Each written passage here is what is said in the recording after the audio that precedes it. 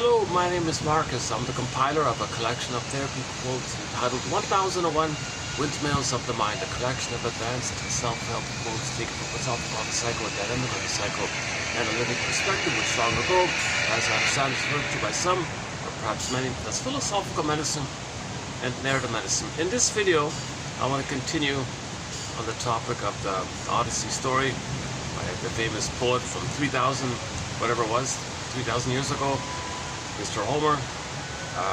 So I'm mainly basing it on the 1997 TV miniseries directed by Andrei Konchalovsky in conjunction with the Hallmark Company, filmed in Turkey, starring an Italian actor, international production. So it's a great TV series. As mentioned in previous videos, I highly recommend the original VHS. You can get an old VHS, you'll get the complete series there. When they moved it over to digital, it took out many of the key segments, including the siren scene. Can you believe it? But the DVD is still, even the trimmed out or the reduced one, is still excellent. It's still the best version on film of the Odyssey. Everything else is just, glorification of, just an excuse to glorify violence. Or recently the horror version put out, oh, so sad. Then you got, silly kids ones and things like that. The only kind of semi-legitimate effort to preserve the psychological message that the homecoming, the nostos, looking for home, it's a sense of self. The home, no place like home means no place like inner home, like having a sense of self. Your home is within. The whole thing is a metaphor for looking for yourself. Home means self, selfhood, personhood, identity, core self, real self, your embodied self, sense of self, vital self, true self. This is the home we're looking for, you see.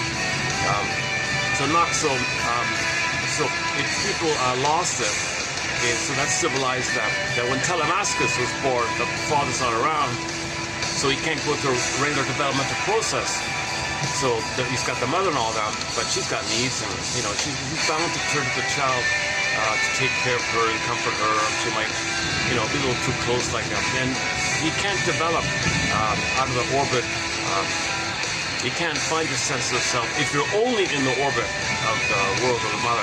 So in regular development, the father's there to teach the son or daughter about the world outside.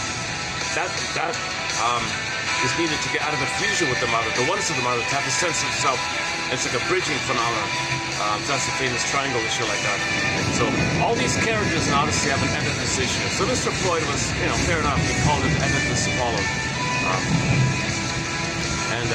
To go from Oedipus to Odysseus means, I want to heal from this. Then you're Odysseus. You're Odyssean. And now today, one guy talks about families. If the family's functional, they're called Odyssean families. This means they have some self-awareness. They do cooperative things. The father teaches the son helps the father loves the son helps the father. That's an Odyssean kind of thing. Like in the story, the father and the son work together to boot out the invaders and all that. But in Oedipus families, the father hates the son's going to hate the father. This is an Oedipus issue, right? And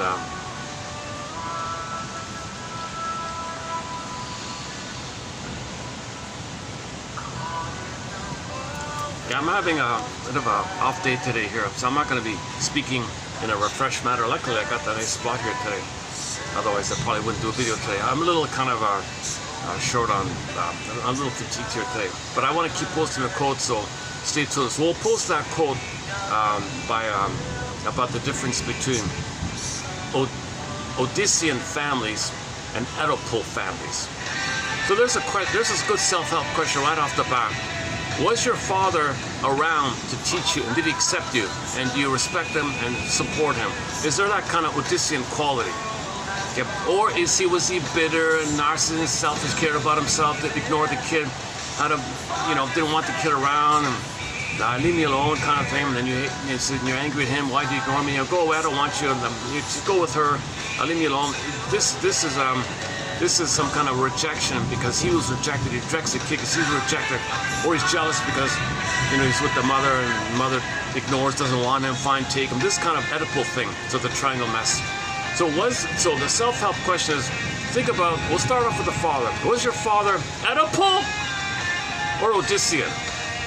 Was your father, so self-help, so we have okay, I'm referring to our self-help collection here. What are the chapters of the 65 chapters we have here on the go? It's a chapter called self-help exercise. Here's another one here. Was your father kind of like Oedipus or Odyssean? Oedipal or Odyssean? That's a good starting point, because at least it gives you some orientation. And the thing I read this morning was Mr. Koa was saying, we got to get out of this over-focus on this, our mind too much on the Oedipus issue, and shift it over more and get people thinking more about the Odyssean side. So he wants to kind of focus more on the Odyssean side. That's the self-awareness side, learning side, going the journey side.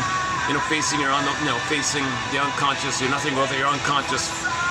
Shame, underworld, hell, Hades. Recognize all the voices. Listen to what's unknown about you.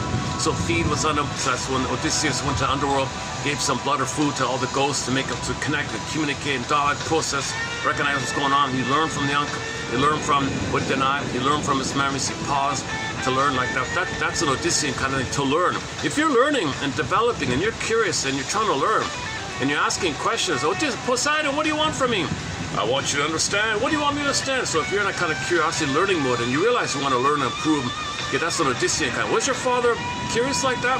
Like, was he, is he at the place where he has a level of curiosity and some self-knowledge to accept his kid, because he has self-knowledge that he can accept himself, whether or not his mother accepted him, he can accept himself, accept his kid. That's an Odyssean kind. If the father was a mama's boy, for example, and his mother gobbled him up, okay, and she was voraciously hungry, and turned to the son, okay, to mother her, he's in an Oedipus trap. He's not in a place, he has no sense of self or curiosity to love the kid, so the father will be Oedipal.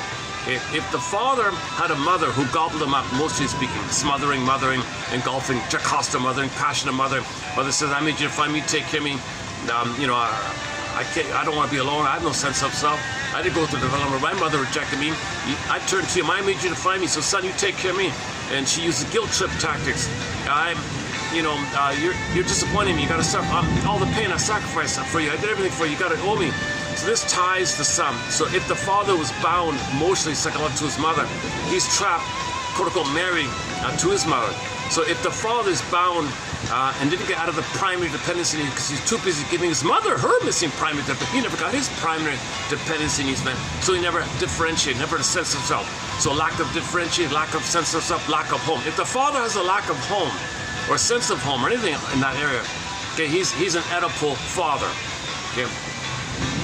Again, mystic fairy tales are code for psychological dynamics. We're not talking about outer things. They're metaphors for inner dynamics. They're true on the inside. They're like dreams. Okay, these Oedipus stories, Odyssean stories, myth, fairy tales, all that stuff, they're like dreams. We create them, poets and storytellers create them to recognize what's going on inside. We recognize our psychic structure, our unconscious fantasies, representations of self, representation, either or thinking, and so on. Oh, we got a rain here.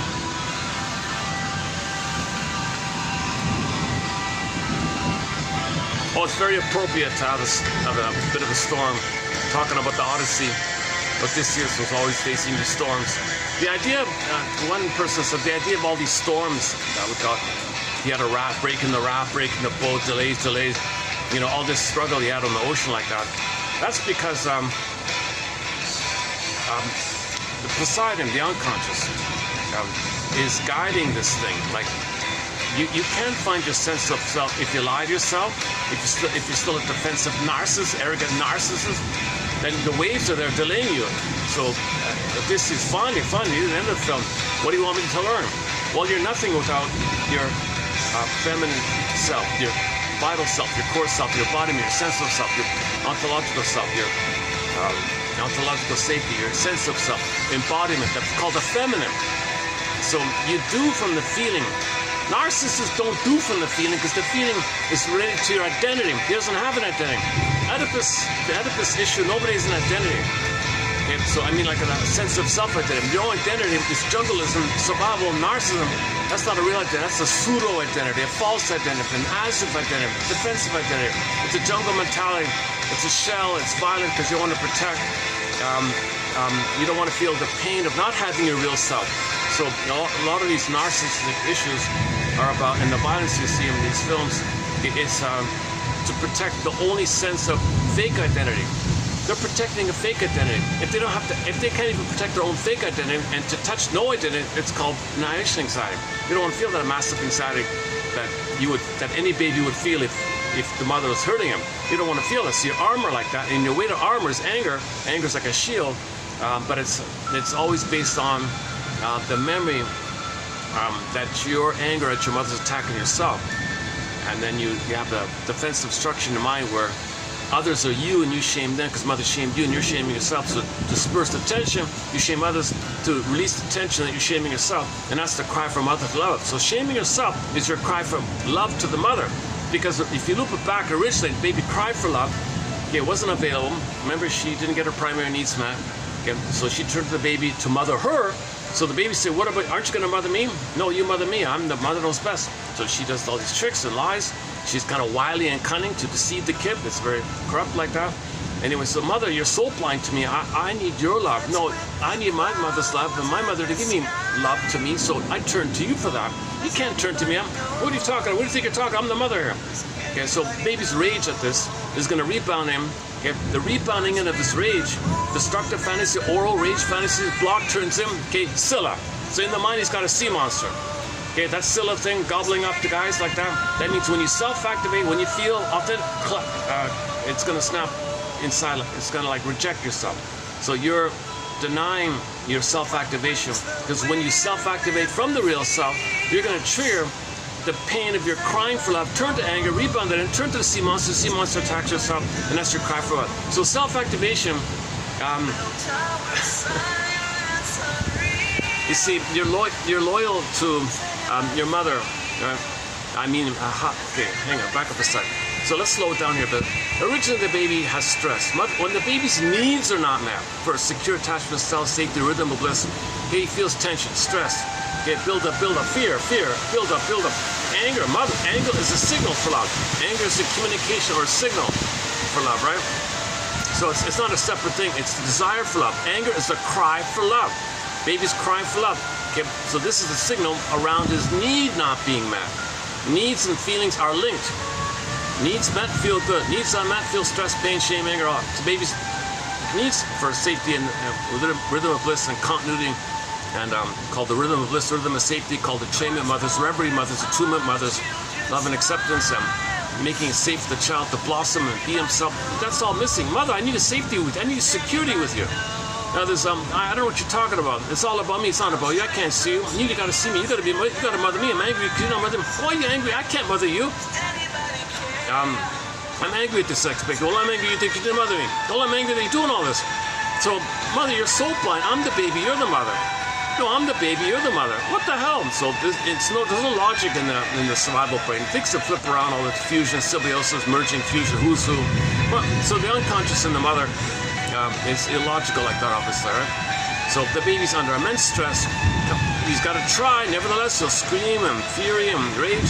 So enter the anger character from the Disney film Inside Out. The flames pop. Mother, see the flames?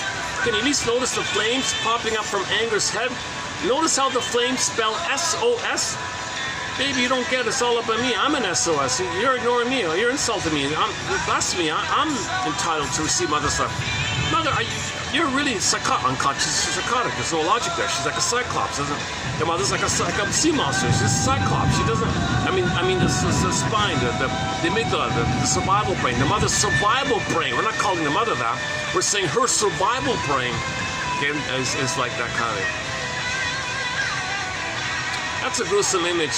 The new horror film, the 2026 horror version of the Odyssey.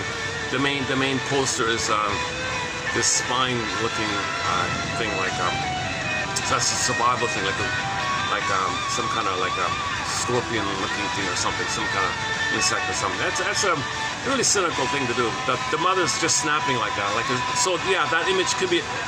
actually, come to think of it, that could be like the Scylla. You know, that image for the horror Odyssey is the Scylla. That's the most horrifying kind of scene in there, with the sea monster gobbling up the guys. So that's a survival thing. It's an ancient, archaic, primitive survival. It only cares about eating just survival like that. No warmth, no feeling, no love. So the mother's being dominated by this scorpion mind or Scylla mind or something.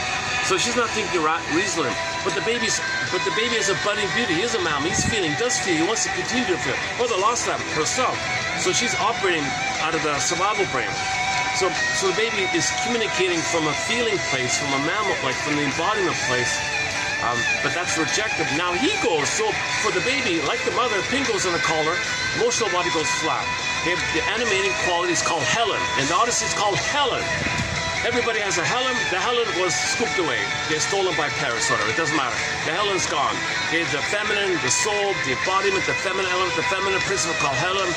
Or in Odyssey, it's called Penelope. Helen's cousin was Penelope, far away, removed, another land, another place. You're gapped away from it. They can go down, they can be the crack in the earth, pulled down. She can be in a coma like Snow White, locked in a tower like Rapunzel, turned to stone like Echo in the forest, or morphs into a bird and flies away, morphs into a fox and runs away. These kind of things. So that's the feeling self. That's the body. That's the home we're missing. So we lost our home. We lost our home with traumas. In trauma, we lose our home. Usually at birth, we lose the home. And then you want to get it back. You realize it at midlife, then you want to get it back. Sort of the idea about maybe the 10 and the 10, 20-year thing, whatever it is. Like 20. Anyway, like it was equal, like halfway or something. Anyways, usually in midlife, you realize you're not at home. Something's missing. You feel like life is passing you by. You feel like there's got to be more. I feel like I'm missing something. I'm not mourning. I'm not feeling empathy or pleasure. My relationships are not mutual. Where's the creativity and the warm fun? Like where's the good feeling of the hum of embodiment, like the natural calm kind of feeling like that? You're just a narcissistic glory pride. Always glory, narcissistic. You know, the big fire victory. It's always win-lose based jungle mentality. It's all Taliana. Yeah, mother shame me, I shame you, mother shame me. Well, if I shame you, I'll undo that mother shame me. Okay, it's called Faustian deal nonsense. Shaming others because your mother shamed you doesn't undo that your mother had shamed you. So this is the Taliana revenge feeling idea that if mother hurt you and you become like the mother, identification to aggressor, and others are you do to them what your mother did to you. You think that by being active instead of passive, you'll undo that once upon a time you were passive with the mother, but now you're going to be active, i.e. you're going to be your mother in the mind, and others will play you. So this is the victory, right? And there's no time in this. It spins around. We've been in this spinning around thing for whatever it is, 10,000 years like that. When we transition from village to pillage, it's a different topic about that. What we're doing here.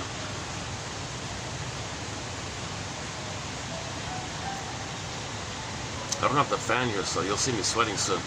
Yeah, I didn't. Yeah, okay. It's funny when I 2 videos ago, I was feeling really refreshed. Oh man, I'm in a good mood. I'm gonna have a good discussion. I was in a coffee shop, all interruption, people sitting beside me. I got to move in front of me to the side. I was crazy. I had to bounce around. What was it? I lost track. Then I was really lost like that. It's a pity because I was refreshed, and so that video was kind of lost a little bit. And then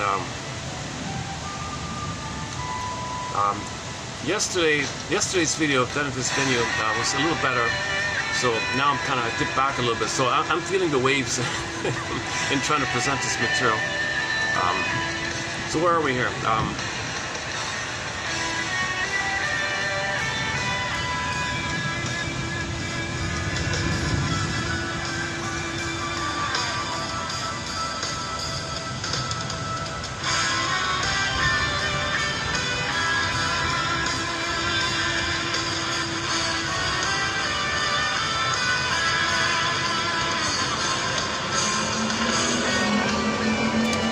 So we're just talking about the Faustian deal, sometimes known as negative magic gesture, negative magic gesture, negative magic gesture. I'll be my mother and do to others what mother did to me. Now magic gesture. I'm gonna heal something nonsense. And there's your glory. I'm searching for glory. This idea of search for glory. Or do to others what mother did to you. Telling on a feeling nonsense. Others are not you. You're not your mother. You don't have yourself. You're out of your home. You're not in your home. So you're doing this. Okay, for the first half of life, and Odysseus was considered just one example of somebody in this mode. So he's considered the most offensive, the most cunning. He's the wily, cunning pillager. So these are all pillagers or plunderers. You know, so he plunders the places, and his place is being plundered. You know, when his place is being plundered, one of the guys plundering his place looks, talks, acts just like him.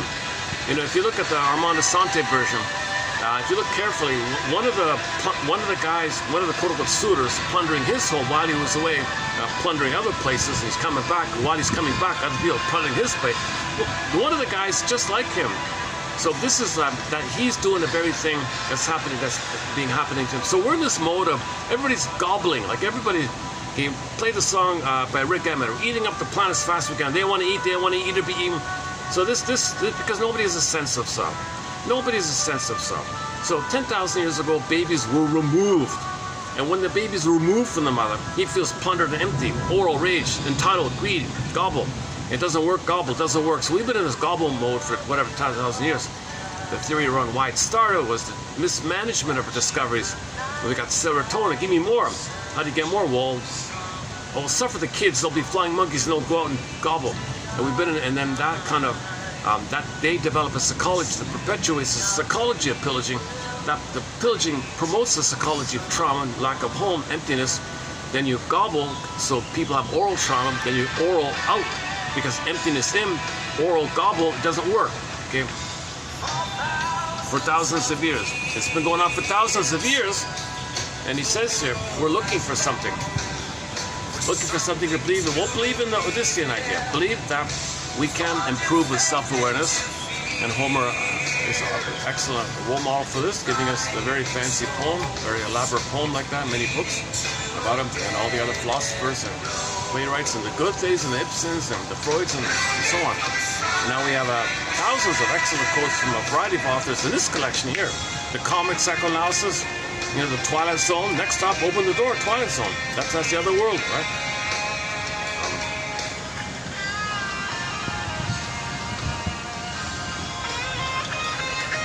Okay, so with baby being removed, feeling empty, he's going to cope with either or, all or nothing mentality, jungle mentality, survival place, either be eaten mentality. The cortex is just used for cover, cloak, Trojan horses idea, fooling people. So Odysseus is very skillful in manipulating and lying, deceiving, but it's all for the agenda to gobble.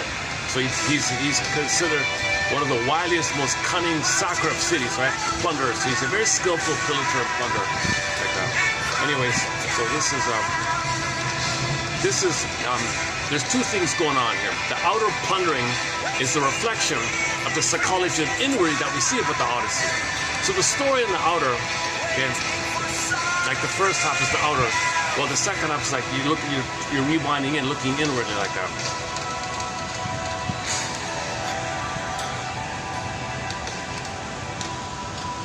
Oh boy, yeah, I'm feeling. Maybe I should have. You know, I was tempted. I saw the shop with the nice, good coffee, the strong one. No, if I'm tired, don't drink coffee. Just drink nothing. Just drink water or something. I have a little tea and the coffee from the shop here, and that's about it. But I feel like maybe today I could have used that super strong coffee down the road there. I was tying myself to the mast. No, don't do it. Temptation. Okay. Maybe I miscalculated or something. Okay. Enough about my silly logistics here. Okay, let's keep going. So I have anxiety. You'll see my bloopers and mistakes. I go off on little tangents sometimes, just on a personal, just to calm myself down a little bit. So I have not been analyzed. I'm not a shrinker. I'm not a Homer professor. I'm not a professor in Greek studies. I'm not a mythologist, psychologist. Only a BA, disclaimer, scammer, just a compiler. I'm the compiler. I share quotes, discuss it myself, learn on myself, share.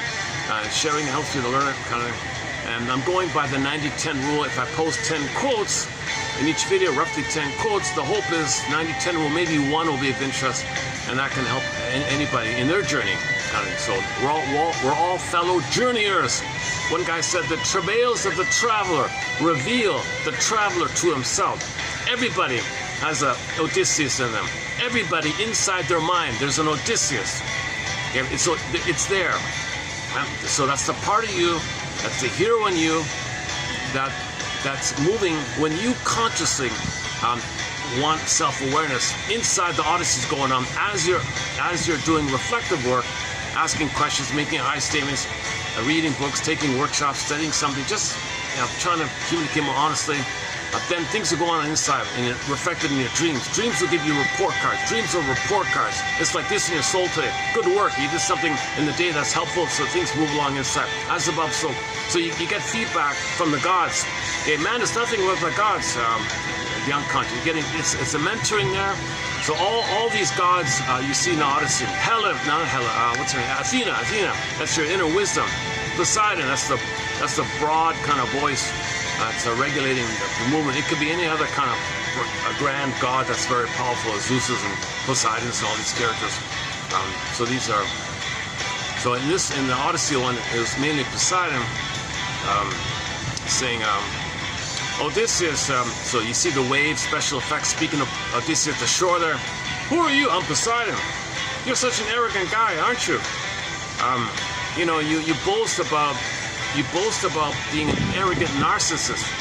You do harmful things, you do selfish things, you make excuses, you brag and boast about it. If you want a statue or something, that you're some kind of great special thing. You think you're above the gods, you're an arrogant guy. You gotta feel. You're nothing without your feelings. You're nothing without your embodiment, your sense of self, your vital self. What are you talking about? I don't need my body. I don't even know what you're talking about. You're gonna suffer until you do it. So a couple of hours later, he's in the water after he leaves Athena, 7 years spaced out in a fantasy bond with he's one with the mother and the mind. You have to keep going. You realize, I guess he's in the water, and then he's about to perish. Poseidon, okay, you told me a while ago, I'm nothing without you. What exactly do you mean? What do you want, really? I still don't get it. I kind of want to know, but I don't want to know. What is it? What is it? I played that clip several times yesterday in the video before. Short, long versions. It always gets trimmed. Unfortunately, I'm not able to post any of the clips from the TV series, Armando Sante TV series. It's heavily copyrighted. Even like 2 seconds, the whole video got blocked. Can you believe it? I posted like 15 seconds of the scene where he's in the water. Poseidon, what do you want me to understand? I want you to understand. What do you want me to understand? I want you to understand that man is nothing without the gods. He washes up on shore, all this, and he gets help, and he says, I think Poseidon doesn't want to punish me. He wants to give me a chance to think about what he said. He wants me to recognize that I have a feeling self. I have water. I have feelings. I have an unconscious. He got some clues because there's no time. Nothing's linear in these things. You can't follow linear thing. There's no time there. So you could move the scenes around.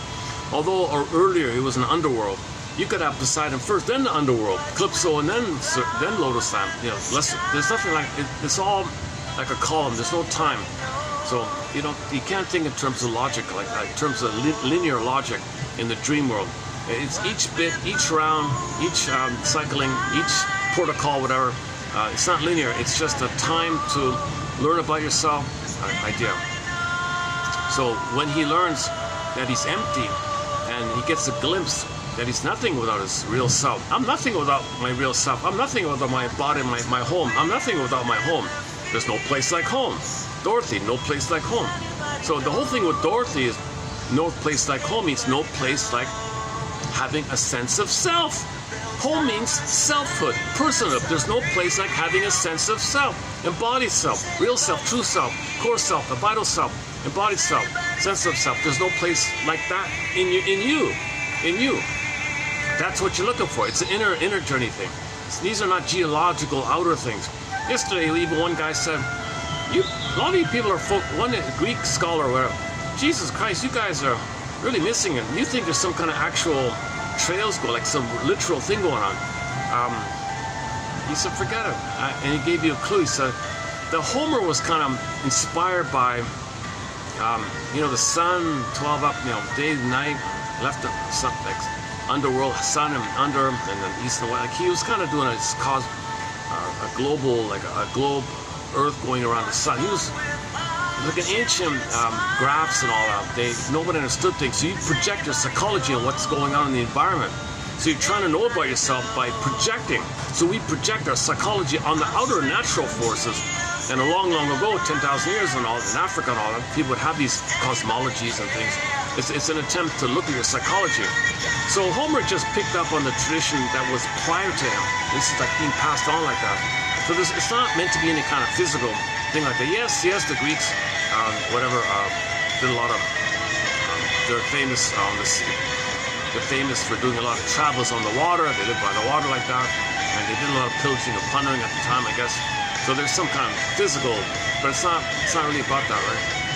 It's about your psychology projected on what you know in real life to know your inner life, as above, so below. So use whatever you see on the outside in order to create a mirror to know what's inside. It's like a cosmic mirror. You put on the cosmic screen to know your inner. It's a mirror. Look in the mirror. It's called the mirror defense. Projection is the mirror defense. You look in the mirror, it's within. Look on the projection screen, it's within. So we don't know something like that.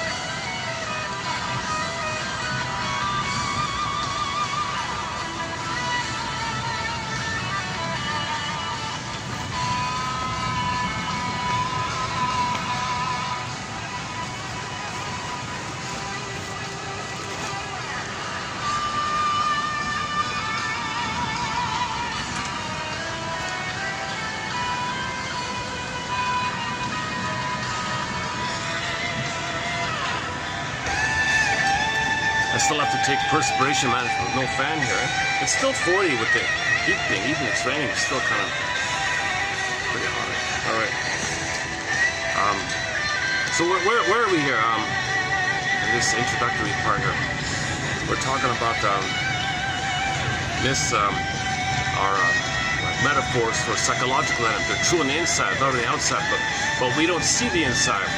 We see the symbolic, the Son of God images we created. So we see that with the stories, we see that, but it's not real. It's not real. Symbols are not real. Hell is not real. Right? It's a metaphor for the emotion of shame. Shame is a burning, biting feeling, a fiery, burning, biting feeling so create this thing called hell. That means shame. So we don't really see this. We feel it. We know it's real, right? But so you create like a Picasso, a fiery thing. And the devil guy, well, that's your raging mother attacking yourself, so the eating us, the Scylla, the monster's attacking yourself. You're in hell being attacked at. That's your own anger, crying for love to the mother, but it got perverted or twisted because it's attacking yourself. That's the cry for mother's love. To have the hope or the tie to the mother, you got to hate yourself.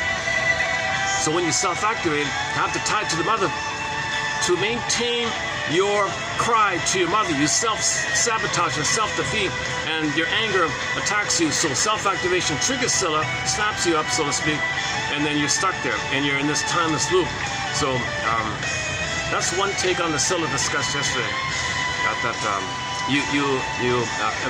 on another level, on like a more broader kind of perspective, it just means catch-22, rock on a hard place, double bind. So the whirlpool can be like you totally lose yourself, not physically, but you kind of like depression or despair, I give up kind of thing. Or sacrifice some traits or old beliefs or old ways or old ideas. Sacrifice some of that. Okay, so you're better off just giving up some false ideas, and so you can move on, right? But you're holding on to these precious things. I'll live forever. No, snap that up. World was to be living. Snap that up. So you can snap up some parts of your narcissism, some narcissistic beliefs, snap it up, right? And then you can move on. If you don't, no, I don't want to do that, then you swirl. If you're so stubborn, you swirl, you kind of get depressed. So the whirlpool would be depression. Other one is the pain of sacrifice, but you can move forward. So you want to navigate this thing and lean towards, no, it's better to give up my infantile ideas and move on. What I've learned or something, and move on. It's painful, but move on. So you see the sea monster attack. That's another level way of thinking about it. There's other versions. Maud thinks it's about the birthing, because you see in the tunnel like that coming out of the birth canal. If he stays in, the whirlpool baby's gonna perish. If he's banging up on the rocks like that.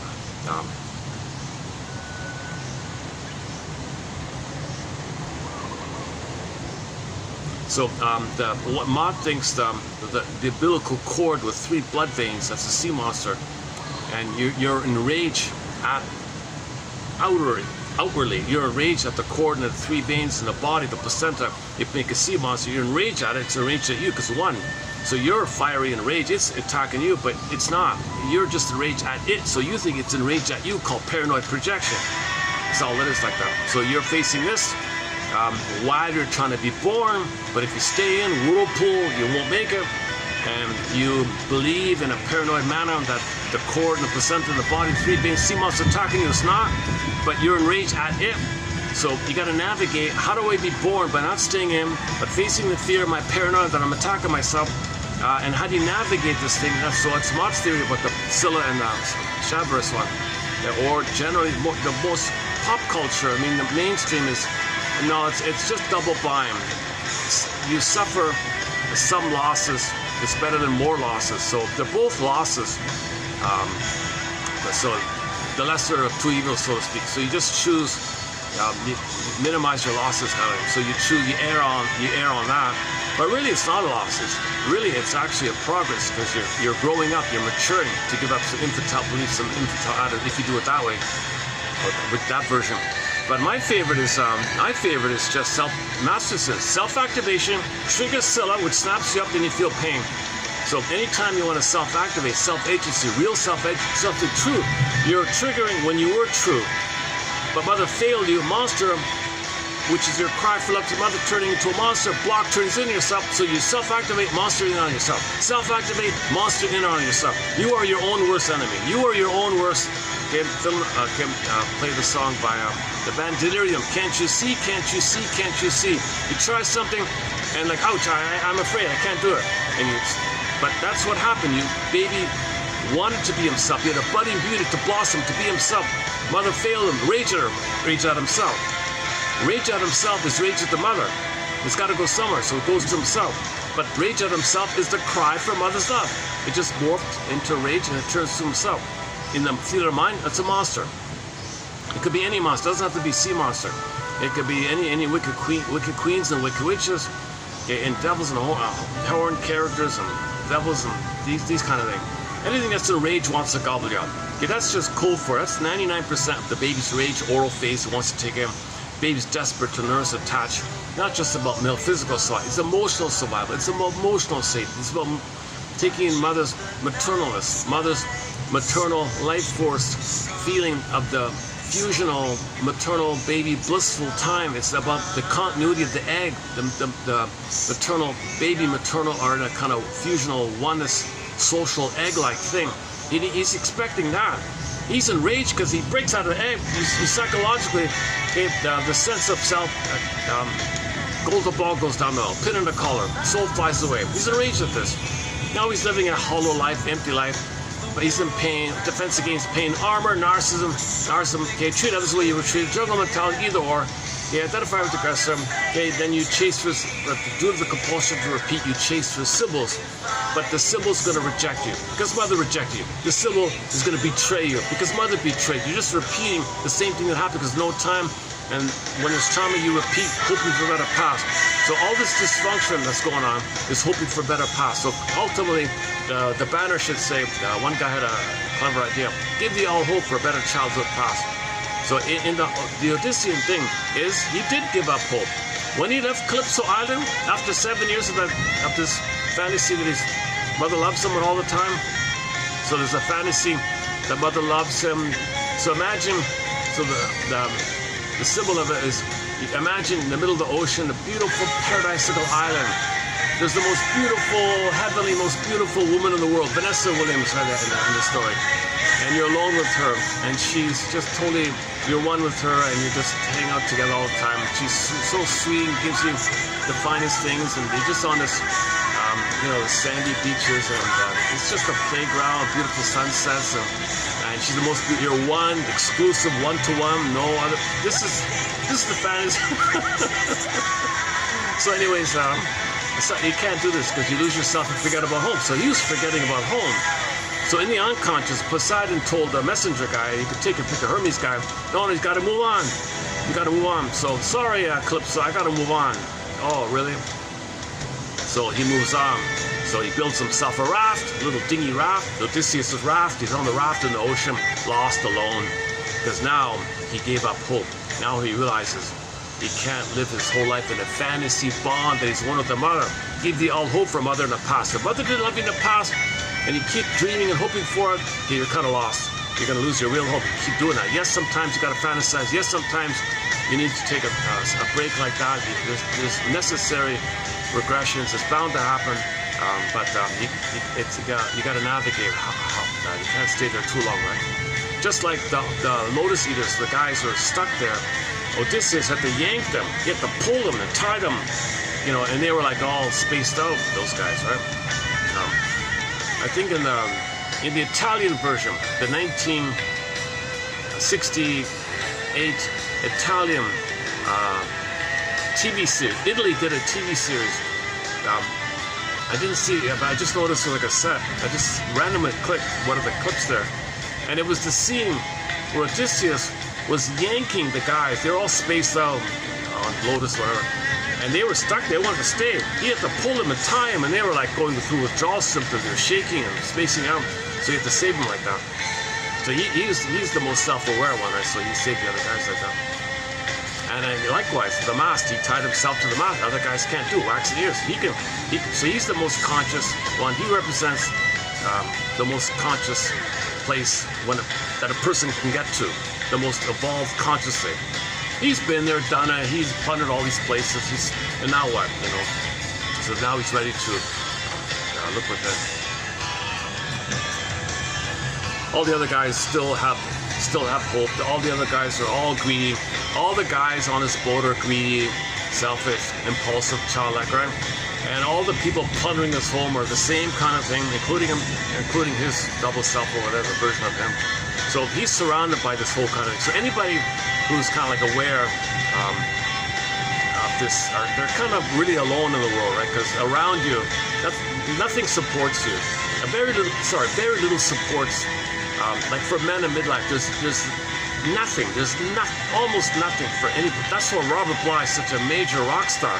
He's the first man to go on stage and even let you know about this, that the existence of this.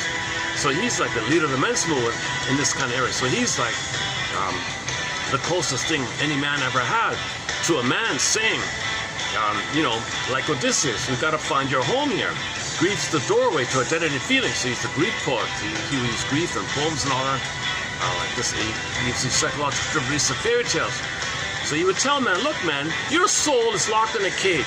You see in the story, in the Grimm story, the wild man guy, that's your embodiment. The golden ball, that's your radiance of your feelings, your primary feeling. It's the quality of your feelings that determines the quality of the golden ball, radiance, warm. It's locked in a cage. Your embodiment, your aliveness in the body, a wild man, okay, free, wild, animating, alive, feeling alive, like the mammal. And the golden ball, locked in a cage, guys. And he's saying, don't you want your soul back? Don't you want to feel like alive like that? Don't you have the warm glow of your feelings? That's the quality of life. Don't you want this quality? Or do you want to feel empty and narcissistic and bitter and telling on? And your only pleasure is pathological pleasure called schadenfreude, shaming and laughing at others. It's sick stuff, right? Don't you want the regular thing? A lot of guys, yeah, you're right. Robert Bly, you're right. I've been looking for this. I've sensed it. I had a hunch about it. Nobody put words to it. So when he came on the scene, thousands of people flocked to his lectures and all that. And he said, all right, guys, well, the key, where's the key to the cage to get your soul back? Where's the key? Everyone's going, yeah, where's the key? Yeah, where's the key? Everyone, where's the key? Long pause. You're not going to like this.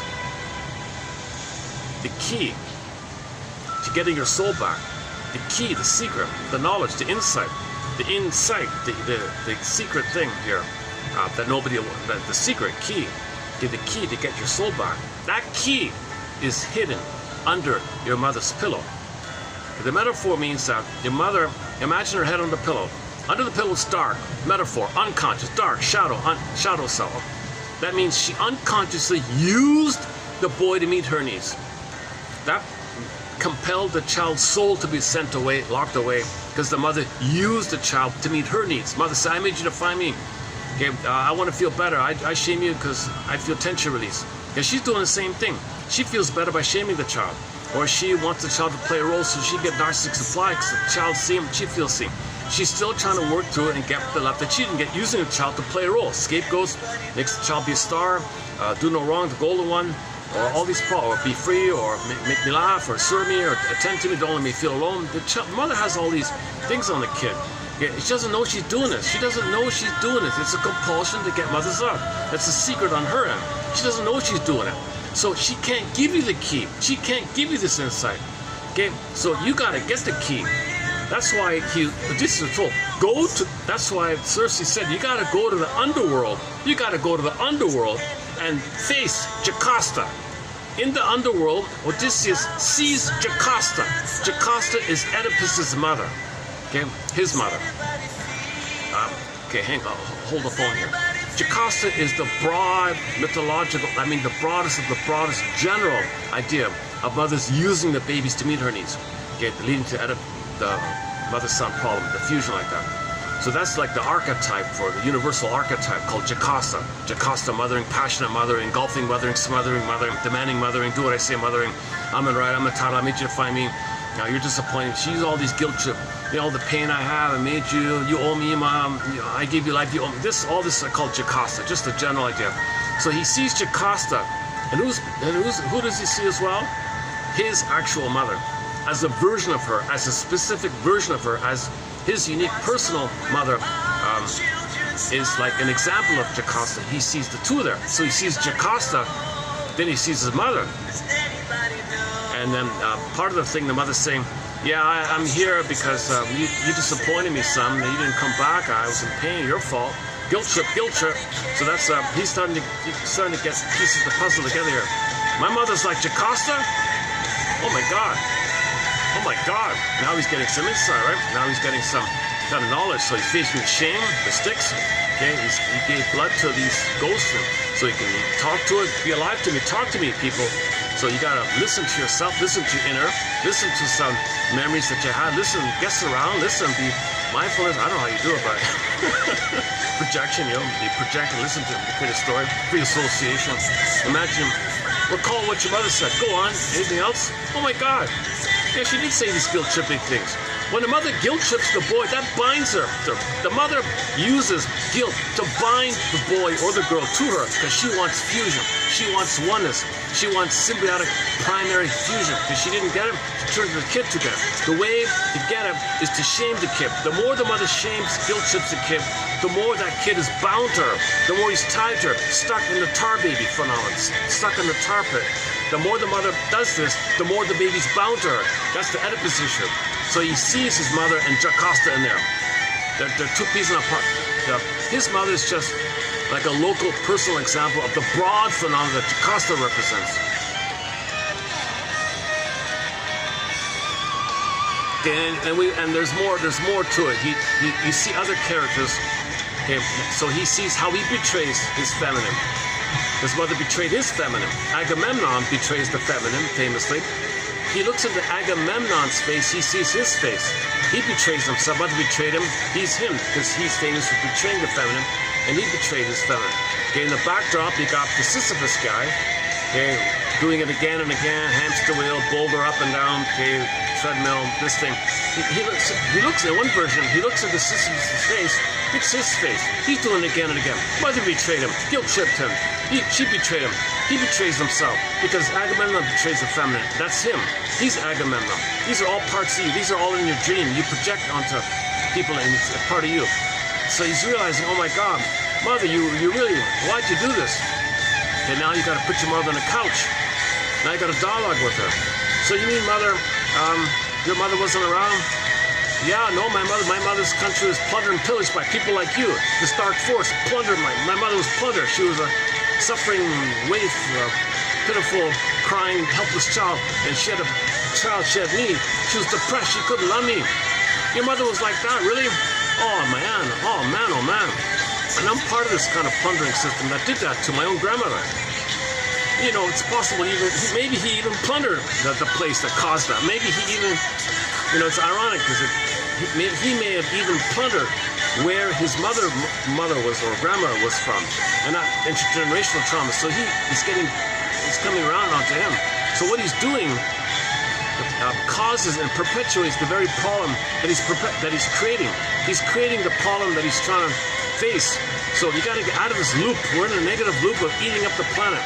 So the sociological plundering creates the psychological that plunders, and the plundering creates the psychology that plunders, and the things being plundered creates the psychology for more plundering. And we're into the age of plundering, right? Age of cynicism, age of anxiety, age of narcissism, age of all these things. Plus the age of awareness. So we got both. We got the self-system trying to heal the Odyssean self-system, self-knowledge, self-awareness side, and everything that we don't know, like that.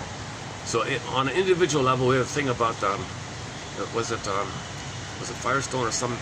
Yeah, to the degree that you did get love, that's your self-system. But to the degree your mother failed you, that's your anti-self system. Because you internalize your negative voice to connect you, and your rage fuses in that sea monster on yourself, anti-self. So yourself, anti-self. But the anti-self is just an overlay. It's not a part of you. It's your cry for love turned to anger, attacking yourself, crying for love because you didn't get mother's love. So you got a part of you that wants to love, but your anger at your mother for not meeting your needs attacks you. That's crying for love to mother, but you want to be yourself and you attack yourself. You are your own worst thing, right? So you want love, and the Scylla snaps, attacks you like that. Okay, that's called internal very called internal saboteur. Okay, we play the song here by the band Delirium called Self-Saboteur. Can't you see? Can't you see? Can't you see?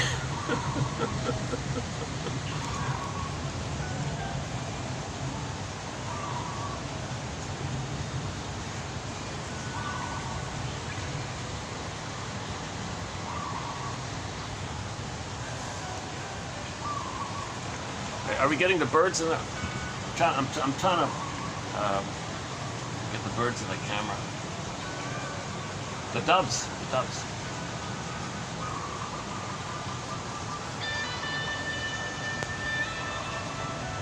Yesterday I posted a clip with the dove, a 1 minute clip, the final track from the soundtrack, Eduard Artemyev. Eduard, I'm not sure how you pronounce his name, E-D-U-A-R-D. Eduard. It's either Eduard or Eduard, or I'm not sure if you pronounce the D or not. Eduard or Eduard de. When I heard it on the YouTube, somebody said Eduard. Eduard? Did you say Eduard or Eduard de? Or did I miss the de? Do you pronounce the de or not? I don't. Anyways, Eduard de. Eduard. Not Edward, it's Eduard. I think it's Eduard. Maybe the D is silent, I guess. And then Artemyev, but he said if. Artemyev? What the hell? It spells Y-E-V. A-R-T-E-M-Y-E-V. Artemyev? I heard the speaker say Artemyev. Did you say Yev? But I only heard Yif or something. So I'm not really exactly sure how you pronounce his name. Anyways, he's a great film score guy. And he did the soundtrack. The complete soundtrack was by this guy, Eduard Artemyev. And we played the final track on the soundtrack to the TV series, the Hallmark and Armand Assante, filmed in Turkey, all that. The best Odyssey one, called Finale. And I played a clip with the dub. It got 200 views. That's pretty good for this channel, huh? If there's something you get 200 views, that's pretty good. Usually there's 1 or 2. The music clips get more views than my talking clips. I get it. I'm filled with anxiety when I talk. I'm sweating in the camera. I'm not a professional speaker. It's funny. I just walked past some guy was. I mean, there's. I looked. I took a peek at the dental services there. You can spend. There's a whole campaign to get your teeth all straightened out and fixed them. It takes years, they said, a lot of money to do this, and oh, for Pete's sakes.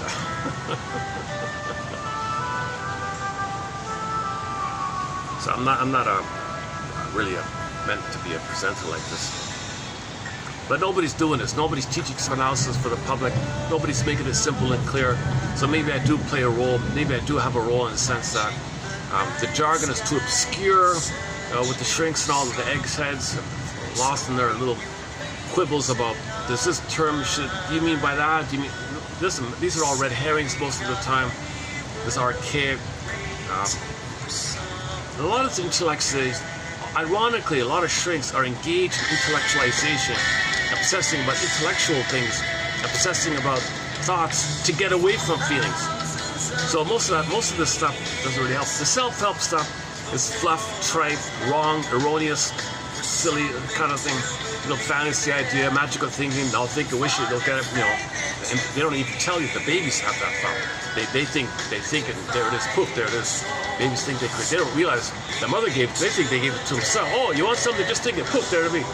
Okay, well, from on this point, go to the Forbidden Planet film, 1957, called Forbidden Planet: Monsters of the Air. Great film. So science fiction film. They go to a planet. It's made by the Krell people, who are millions and millions of years way ahead of humans. These people, they're not there at the moment. So the guy's alone on there. What is this place? It's a massive planet like Saturn, all mechanical, made by these guys, and it has the ability to materialize your thought. Poof, there it is. You want something? Poof, it'll materialize. So he's thinking, wow, that's amazing. But what the guy didn't understand was it would also materialize your unconscious fantasies. So when he was triggered, had a monster inside of him, monsters of the air. Poof, there'd be monsters on the planet attack. Where do these monsters come from? So he'd wish for something. He gets that part, but he didn't understand. He didn't make the link that the planet would materialize your unconscious fantasies. So if you got a monster and the id in there, there'd be these monsters on the planet when he was triggered. So he was triggered sometimes, and you see the monsters. He never understood that the monsters would materialize by his unconscious fantasy, monsters of the id. Finally, he learned at the end like that. So that's a great film, Forbidden Planet, 1957. Star Trek paid a tribute to it in season 3, episode 17, called Requiem for Methuselah. So there was a lot of references to that film. It's kind of a tribute to it. The added point was there was a beautiful girl. One guy. For 6,000 years, there's a motif that for 6,000 years, men wish they could have a proper mother, a perfect oneness with a beautiful woman, like Calypso kind of thing. So one guy, Methuselah, represented this. So there's a guy called the 6,000-year-old man building this perfect woman. He's close, he's not quite there yet. So this represents everybody's fantasy to have mother's love. And we spent 6,000 years with this fantasy called the fantasy bond. So here's this guy, Methuselah, building this thing, this perfect, beautiful woman. She reads your mind. She knows what you want. You want space, she'll give you space. You want tenderness, she'll give you tenderness. You want to play, you want to fun. He's just so in sync, so attuned like that. He's very close. Anyways, the Kirk guy comes on the scene. Just one look. That's mine. Give it to me. All my life I want her. I've been working on this robot woman for 6,000 years. I don't care. It's mine. I'm entitled. I want her. The two guys were fighting, and the side comment was, two Oedipuses fighting for mother. I didn't get mother. Still looking for oneness to the mother. The eternal conflict, the eternal triangle. There's no father, so they're plundering this galaxies. These guys, right? They're still plundering. Star Trek still plunders, right? So they're still in oral plunder mode. So it's good that they had an episode about that. Make it clear. So we got to get out of this plunder mode. And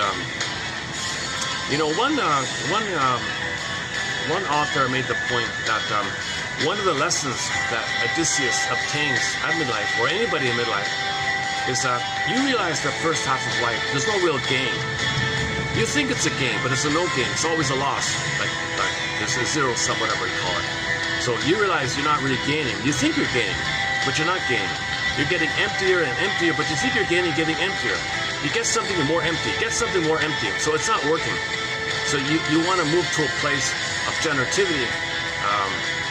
So in relationship, that's called companion love, sense of self, person to person, generativity. And then you're both better off. That's a we, and you both grow, develop, and new songs. And then there's creativity and there's abundance like that.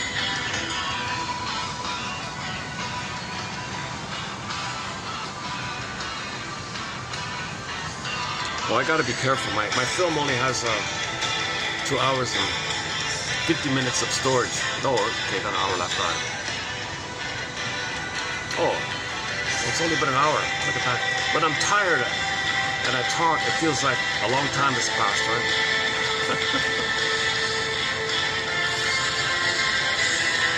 In yesterday's video, we talked a lot about the regressive idea. Calypso, one with mother regression. Okay, lotus land regression. Circe, okay, just forget about things, regression. Whirlpool, lose yourself regression. There's all these kind of regressive kind of things, right? But you want to hold yourself and move forward, right? Idea.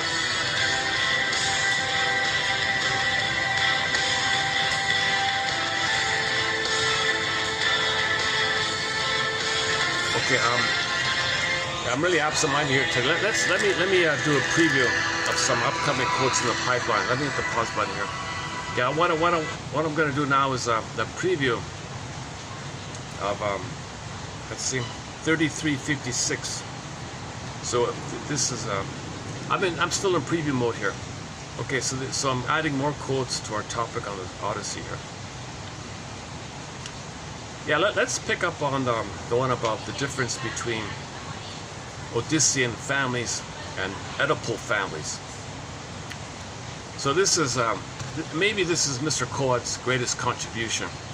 We should focus more on Odyssean psychology. Be Odyssean.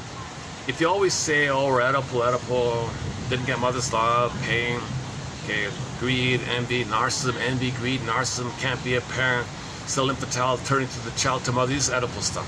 So in normal development, you get the primary sweetness and tenderness with your mother. The father's kind of around on the side like that. That sets it up that when the kid hatches out of the psychological egg, okay, then the father kind of teaches the boy or girl about the world outside the mother. Now, if that's failed with the mother, the father can't do it. The father is only uniquely qualified to teach the child about the world outside the mother. The father is not a mother. The father has no womb. The father has no nursing ability. He can't do anything that the mother should have done. Now, if there's a failure with the mother, and the child turns to the father for there you get your mess, Oedipal mess. He's married to mom. Okay, mother's got to be good. Transfer anger to the father. You're blaming the father for mother failed to do it, but you got to believe mother's good. So you transfer your angry mother onto the guy and fight with the guy, and then you got either or, and mother's perpetuated because they create this thing where, all right, I'm the good parent. He's the bad parent. That's right. He's the bad parent. So she's fooling the kid to make the kid blame him, and all the goodness. She wants the kid to admire her so she can think she can get supply. So mothers are really desperate to get love when they do these tricks. So this is the Oedipal triangle. Okay, so if it's a boy, he grows up and sees a perfect girl, mine, he's still hoping that the Calypso woman will be one with him. It's in the mind, you project the fantasy bond, so you want a complete development. So you want to resume development by finding somebody to pick up on it. Does it work? And you can transfer the fantasy Calypso bond onto cookies, cigarette, food, drinking, alcohol, wine, material things, women, promiscuity, okay, and so on. Hopes for things. So it doesn't work. It's called symbolic acting out. Ersatz self-object. It's the hope to get mother's love in the past. Once again, the slogan, give thee all hope for better childhood past. So Kirk in that episode, season 317, Star Trek, the original, he still demanded, I demand mother.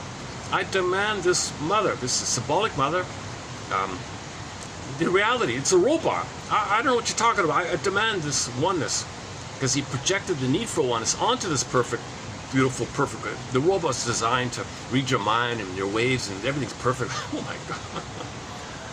Okay.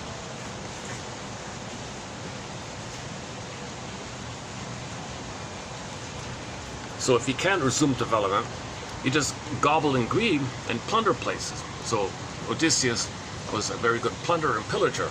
Everybody in there is pillaging and plundering. By the way, sidebar here, in terms of family systems theory, one of the quotes is, all these plunderers, they don't want to plunder amongst themselves. So families, there's too much tension amongst them because they want to plunder each other, right? So they did that, I guess. Maybe they realized, what do we do here? So family, all the tension they feel, they can disperse if they pool their tension and create an outer place to plunder together for that that keeps them together. The shame and the anger put onto a scapegoat, plunder the place, greed, plunder, and divide the thing, and then ignore each other. So then they do it again. So that's why we're eating up the planet for a quick buck called family system. Too much tension. The way to disperse it is called scapegoating. Plundering 80% of the planet is called scapegoating. Because the 20% feel too much tension. They don't know what to do with them. They don't know how to make an I statement. They don't have the sense of self or differentiation. They don't even know what that is. So that's very Oedipal. So Freud was right. It's an Oedipal kind of thing. But we got to move it. But like Mr. Coates said, we got to move it to the Odyssean. So we need the Odyssey. The Odyssey makes people shift to looking for the sense of self. Once you look for the sense of self, then you're Odyssean. So most men, unfortunately, and most women are Oedipuses and Electras. Okay. Electra was the female version of Oedipus is Electra. Electra was Oedipus's sister. Same kind of thing. It's what the mother put on the father. Okay. It's not how, if you look it up, it's not what you read. Okay. It's just symbolic of the inner dynamics. In the psychic structure, the sense of self is one with the sense of mother. It's fused, so it's a marriage like that, and the father's not around. In the case of the daughter, okay, she's one with the mother. It is a mother complex. Electra is Oedipus, but female version. But they say it's with the fellow because she turns to the fellow to be the mother, but it can't. It's still the mother. It's still a mother issue. But in the case of a daughter, she hopes the father could be the mother. It doesn't work, but it's still the mother.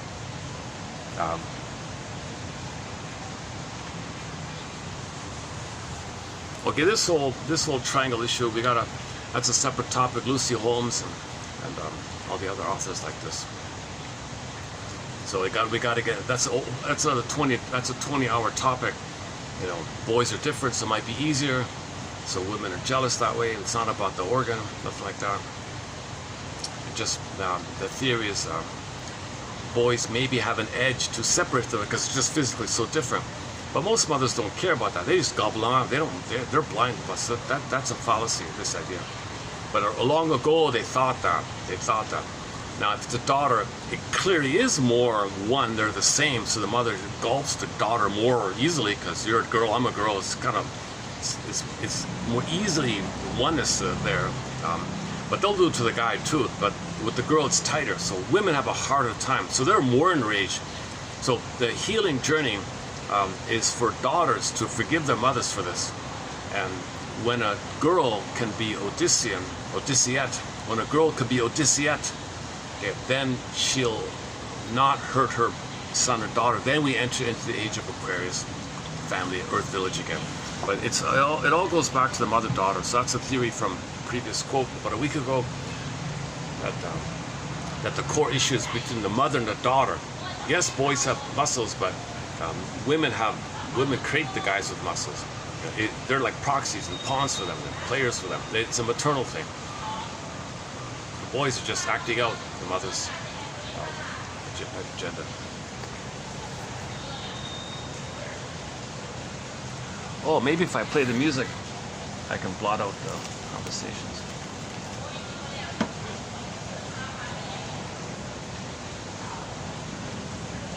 Yeah, maybe why don't I just take a short break here and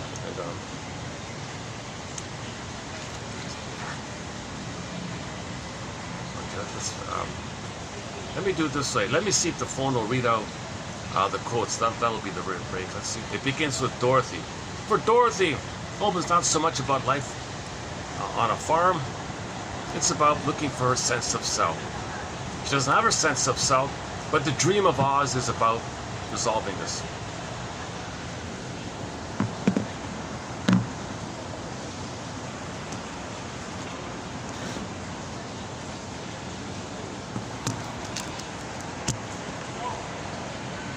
For Dorothy, home is not so much about life on her Kansas farm as it is a metaphor for the state of her sense of self at a moment of developmental crisis, a crisis that her dream of Oz is constructed to help her resolve. Marcia Dobson in in Etching Out What is Fundamental to Human Nature, Coet, 1982, sought to replace Freud's use of the Oedipal myth, which features intergenerational conflict and strife, with the Odysseus myth, which highlights the primacy of intergenerational support.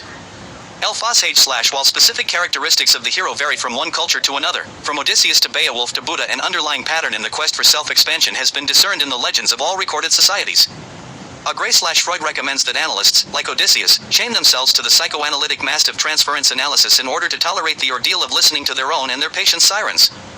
The sirens sang directly to Odysseus's deepest yearnings, offering to relieve his suffering. An urge to regress, seeking escape from present burdens by returning to an idealized past. The sirens promised Odysseus absolute knowledge of the world.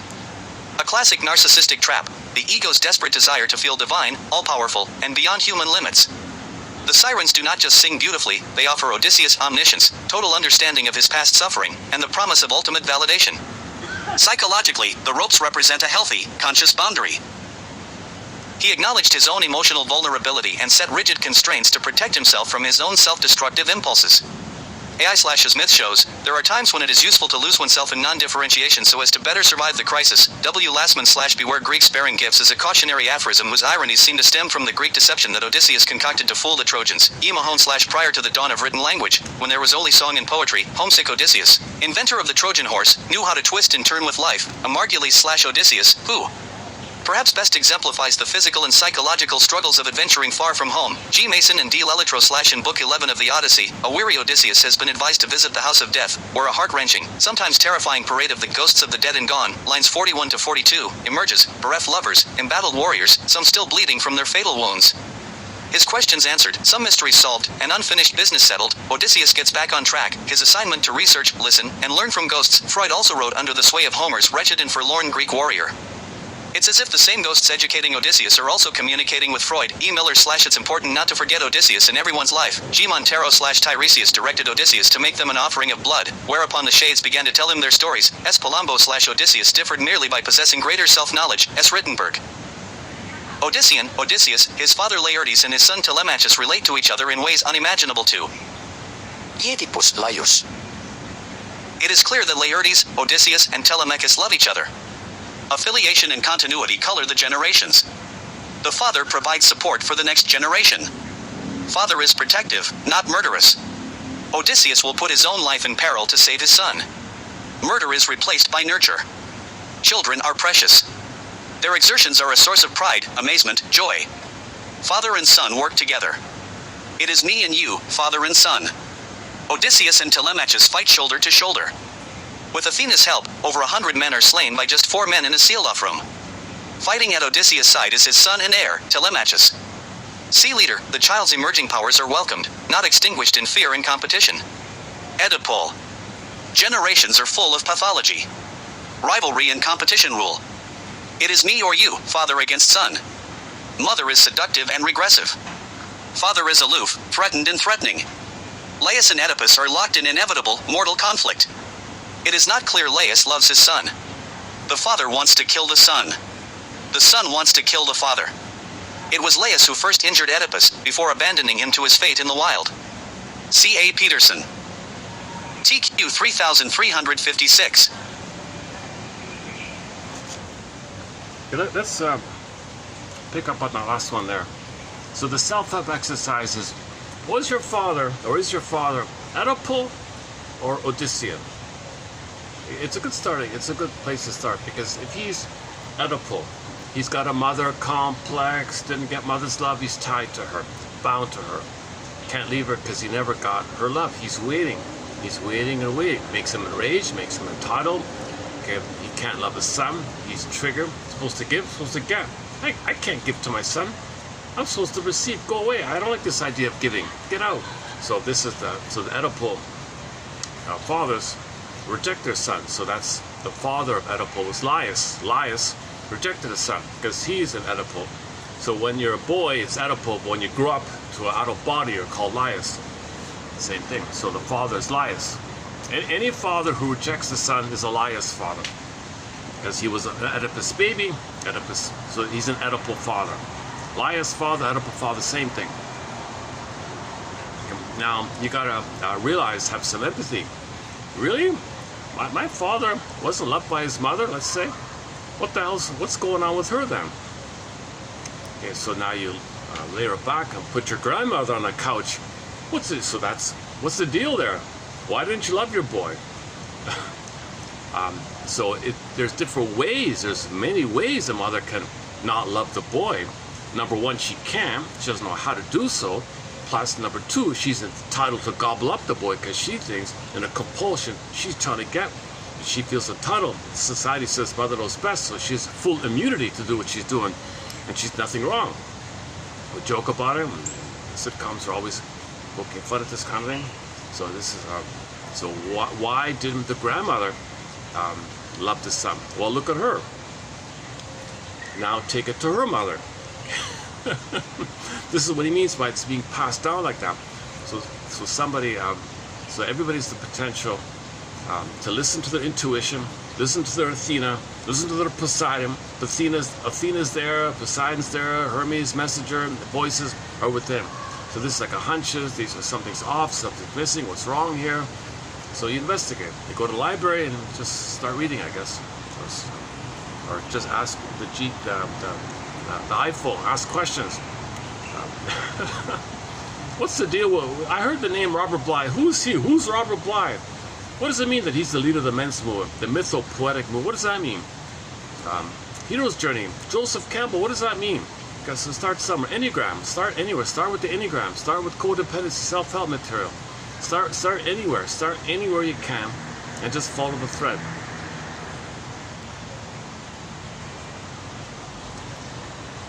So this collection here is just one option of many. Okay, so the exercise here in this channel is to read 10 quotes a day and maybe one. Okay, I'm not a counselor, so I kind of avoid that. Okay, let's do this again. Okay, Odyssean families, Odyssean fathers. So Odysseus and his son Telemachus, okay, they worked together. They cooperated with each other. So remember, Odysseus cared about his son, because the famous scene was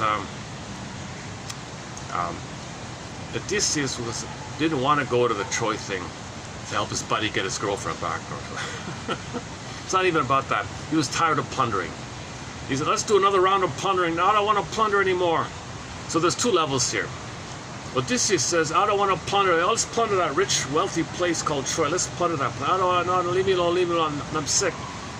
So he pretended to be insane. He pretended to be, he lost his mind. I can't help you anymore. My days are done. My plundering days are over. I don't want to plunder anymore. Oh, really?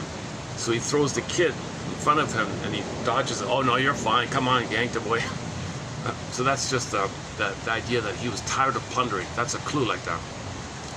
So he didn't sell out his son to convince the others of the lie that he's insane. So he saved his son. He protected his son. So he's decent. He's got a basic decency, of course, right? Now, he's going to suffer plundering a place, another round of plundering, and most of those guys didn't make it, right? If that's on one level. Now, the underpinning of all this is that everybody lost their Helen. So that guy, the leader of that, lost his Helen. Okay, everyone else lost their Helen. But he's tired of looking for Helen. I mean, in the sense that the way of getting Helen is by plundering. I'm tired of this. There's got to be something else here. I don't know what it is, but it's got to be something else here. Okay, so the quote basically says, the father protected the son. He loved his son, and he was willing to suffer for 20 years to save his son's life. That's number one. And at the end of it all, the son helped the father boot out the invaders of their place. So they cooperated. He mentored him, he taught him, and he guided him. Control your anger, and so the father was teaching him a little bit like that. And so you got a very touching scene at the end where the father and son booted out, and two other people, I think, that booted out those 100 people that were plundering their place. So the father and the son managed to boot out 100 pillagers of their place. So there's a father-son cooperation right there. It's a very clear image like that. Now in an Oedipus story, oh, I don't care, take him. So in the Oedipus story would be in the scene where he's pretending to be insane and somebody throws the baby in front of him, Oedipus will say, yeah, I don't care. Oh, I didn't say anything. Did something happen? So he's just too selfish, doesn't care, doesn't feel. So Oedipus doesn't want the kid. Oh, yeah, okay, I don't care. That's stuff. So a lot of fathers really don't want their sons. If they exile, so he's exile, metaphorically speaking, they exile. So in the story of Oedipus, okay, so this is a dream, right? So inside the psychic world, the metaphor, the imagery in the dream world, okay, the boy is exiled in the mountains, put away. Okay, Sophia Loren in the film More Than a Miracle, she's put into a box or something and sent to another place, exiled down the river, up the place, another across a mountain. So you're exiled, lost, going or not with her kind of thing, exile. So this is exile, like that.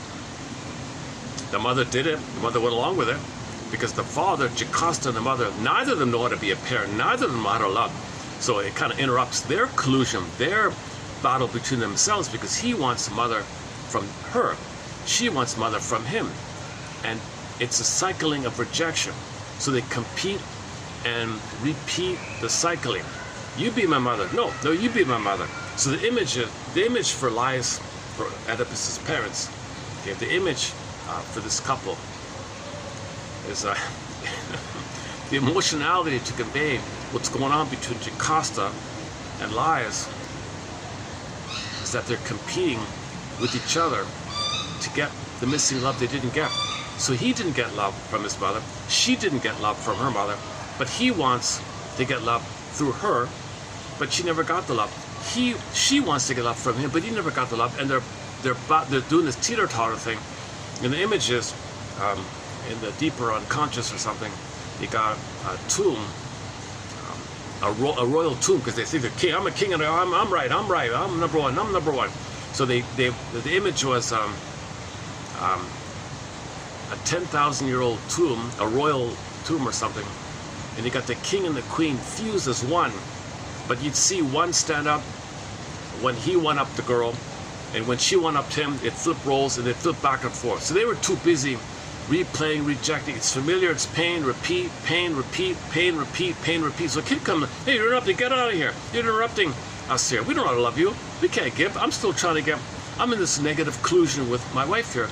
You're on the scene, scapegoat, go away. You're interrupting. That's sometimes kids just totally not want him.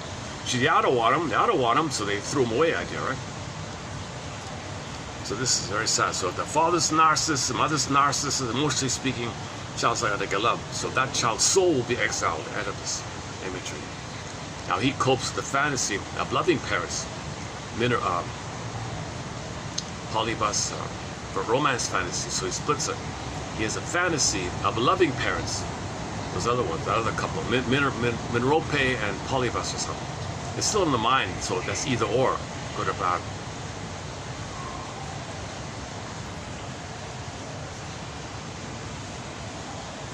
So that's point number one, right? So Odysseus protects the son.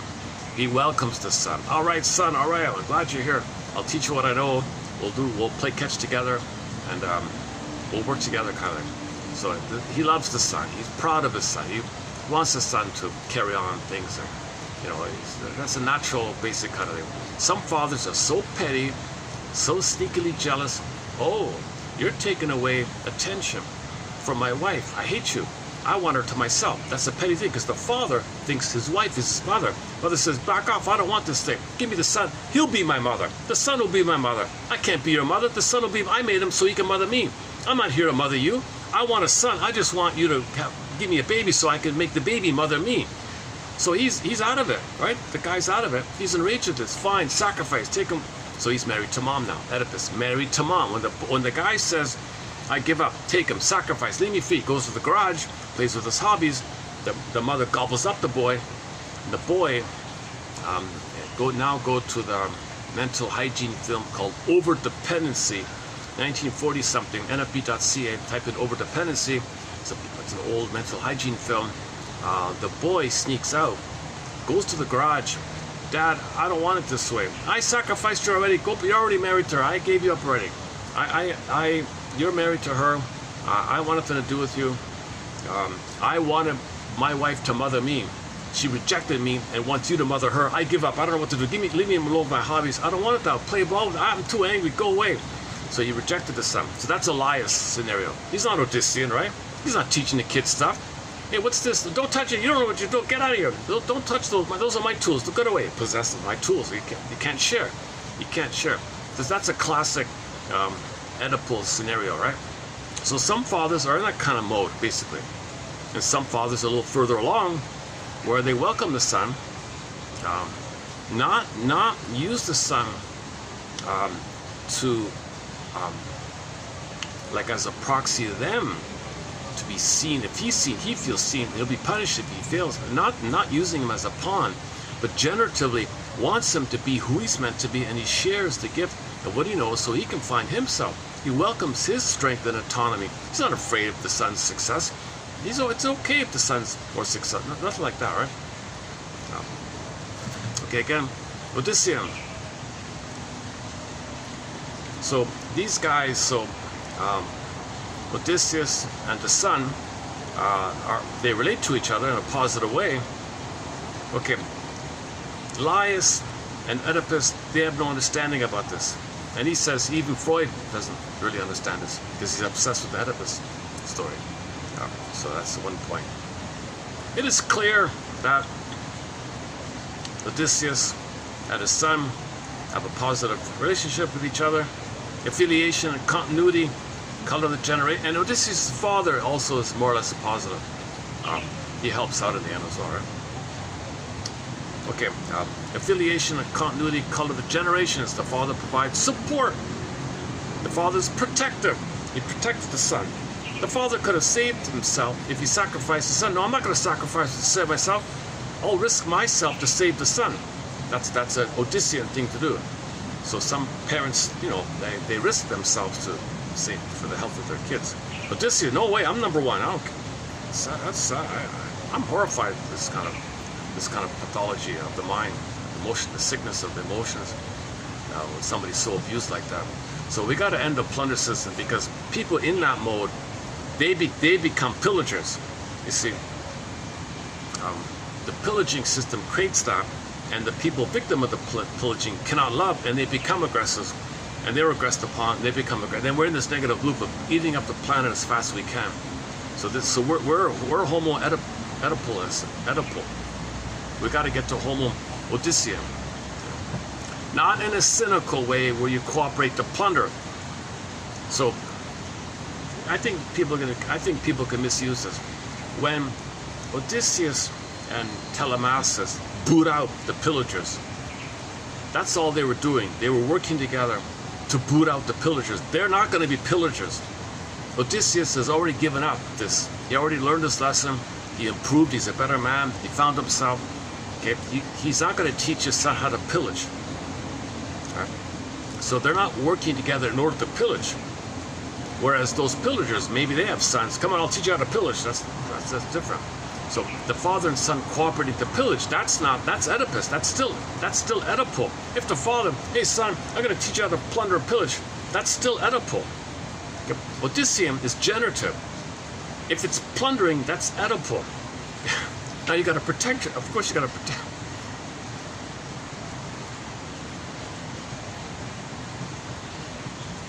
See, one of the quotes is, I don't have it here, but I saw it this morning. At midlife, you realize that Oedipal and plunder, either or, my greed or your greed, that's the suffering.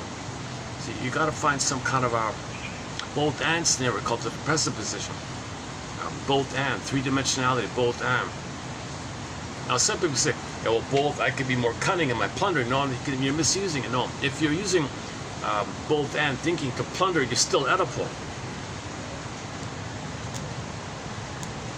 Like Iago's very clever, and he can think on all sides, but the agenda is to plunder. All right. Where are we?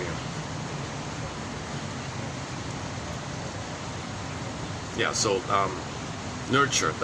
So Odysseus nurtures his son. Children are valuable and precious, obviously. Their exertions are a source of pride. So the son does something. The father's proud. Proud that you found yourself, you expressed yourself. This is awesome. This is a real joy in this area. Father and son work together. They're a team. It's you and me. Father and son. Father and son. Odysseus and Telemachus are shoulder to shoulder, booting out the invaders. Okay, the son's emerging powers are welcomed, not extinguished in fear of competition. See, an Oedipal father would set it up that he wants the son to fail so he can feel better about himself. If the father wants the son to fail so he can feel better about himself, he's an Oedipal father. Okay? If he feels better by seeing the son fail, and so he feels better by comparison because he can shame the son because he's the mother who shamed him. To have a mother, he shames himself, so disperses the tension by shaming the son who plays him, and then flip-flops, hates his mother, but disperses the hate on the mother onto the son. So he shames the son to feel better about himself, okay, because he's shaming himself, because he is the mother shaming himself. Then at the same time, on another level, at the same no time, at the vertical no time, okay, he displaces his anger at the mother onto the son. So the son is him whom he shames, and poof, at the same time the son's his mother whom he hates. He shames and hates his son. This is Oedipal stuff, and he's tied to mom. Doing this means he's tied to mom. Why? Because the mother said, you owe me, son. I suffer. You got to take care of me. Okay, mother. Because the mother wants fusion. He's stuck in the tarpon. And the only way to get mother's love is to be loyal to this tarpon. The pain, to deal with the pain, he's got to shame the son. So a father who rejects the son, and shames the son, hates the son, he's married to mom. Okay, this is the Oedipal issue. The eternal triangle, they call it in Star Trek, they call it the eternal triangle. Same thing, Oedipal issue. Okay, next one here. Okay, so we did Odysseus. Okay, so a little bit more about the Oedipal. Okay, in Oedipal families, they got hostility, soap opera, rivalry, competitions, you or me, father against son, mother is seductive and regressive. There's a key line here. Mother is seductive and regressive. Think about all these characters. Siren, okay, Calypso, Circe, you know, Lotus, even Lotus, I guess. So mother is seductive and regressive. Father's not around, he's aloof and cold. Laius and his son Oedipus are always in a conflict. They hate each other. Well, first he hates the son, then he turns around and hates him. So Laius rejected the son, and the son ended up right on the road scene, and he's one of the mother idea. So these images convey this psychology, right? Yeah. It was Laius who first injured Oedipus before abandoning him to his fate in the wild. Right? All right. Let's leave it there. Okay, now let's go back to Dorothy here. Dorothy! For Dorothy! Home, for Dorothy of the Wizard of Oz, home is not so much about life on her Kansas farm as it is a metaphor for the state of her sense of self at the moment of developmental crisis, a crisis that her dream of Oz, the underworld, Oz, unconscious, Oz is unconscious, is constructed to help her resolve. So, you're nothing without Oz. Dorothy, you're nothing without Oz. The man is nothing with the gods, the unconscious, the witches, and the fairy tale characters. You know, so you visit the underworld. So Oz, the tunnel, the dream, other world, wake up. So you're trying to process, right? So Oz is the dream world or unconscious. Dream means unconscious, same. So you can do the unconscious as a rabbit hole thing, another world, or you can do it as a dream. Go both ways. No place like home means I found my sense of self. Visiting Oz, when you're dreaming, you're trying to work things out. When you're dreaming, you see things, you project onto characters. So she knew those three characters in her regular life, in the dream. Okay, so those three farmer guys, whatever, in Kansas, they were in the dream as the Scarecrow, Lion, Tin Man, right? So she projected her fragmented soul on those characters. One was cowardly, one the Tin Man, okay, and the Straw Man. That's her situation, fragmented. She links it up, befriends them, links it up, helps them find their qualities, lines it up, skip along the yellow brick road. Okay, so now you want to line up heart, body, mind. Okay, Scarecrow cool. Okay, can't think. Okay, Tin Man can't feel. Lion disembodied. Okay, bring it together, line them up together. They were fragmented. Right? She brought the gang together, so to speak. So integration within herself. So they all got along like that. The lion seemed to be the core one, because the lion is the embodiment. But the heart comes in, and the thinking comes in. So he got the brain, heart, embodiment, courage. And then she woke up. Oh, no place like home. I got myself again. So you dream, work it out, heal, link things up, and no place like home. Oh, woke up. I'm myself again. This idea. All right. In etching out what is fundamental to human nature, Coates sought to replace Freud's use of the Oedipal myth, which features intergenerational conflict and strife, with the Oedipus myth, which highlights the primacy of intergenerational support. Now, don't be cynical. Intergenerational support doesn't mean, one man plundered a country. All right, son, here, plunder it. You continue the plundering. That's not what it means. Because passing down the Oedipal thing. Yeah, I'm a mama's boy. I'm gonna help you be a mama's boy. Yeah, be a mama's boy. You be a mama's boy. That's a cynical way to think about it.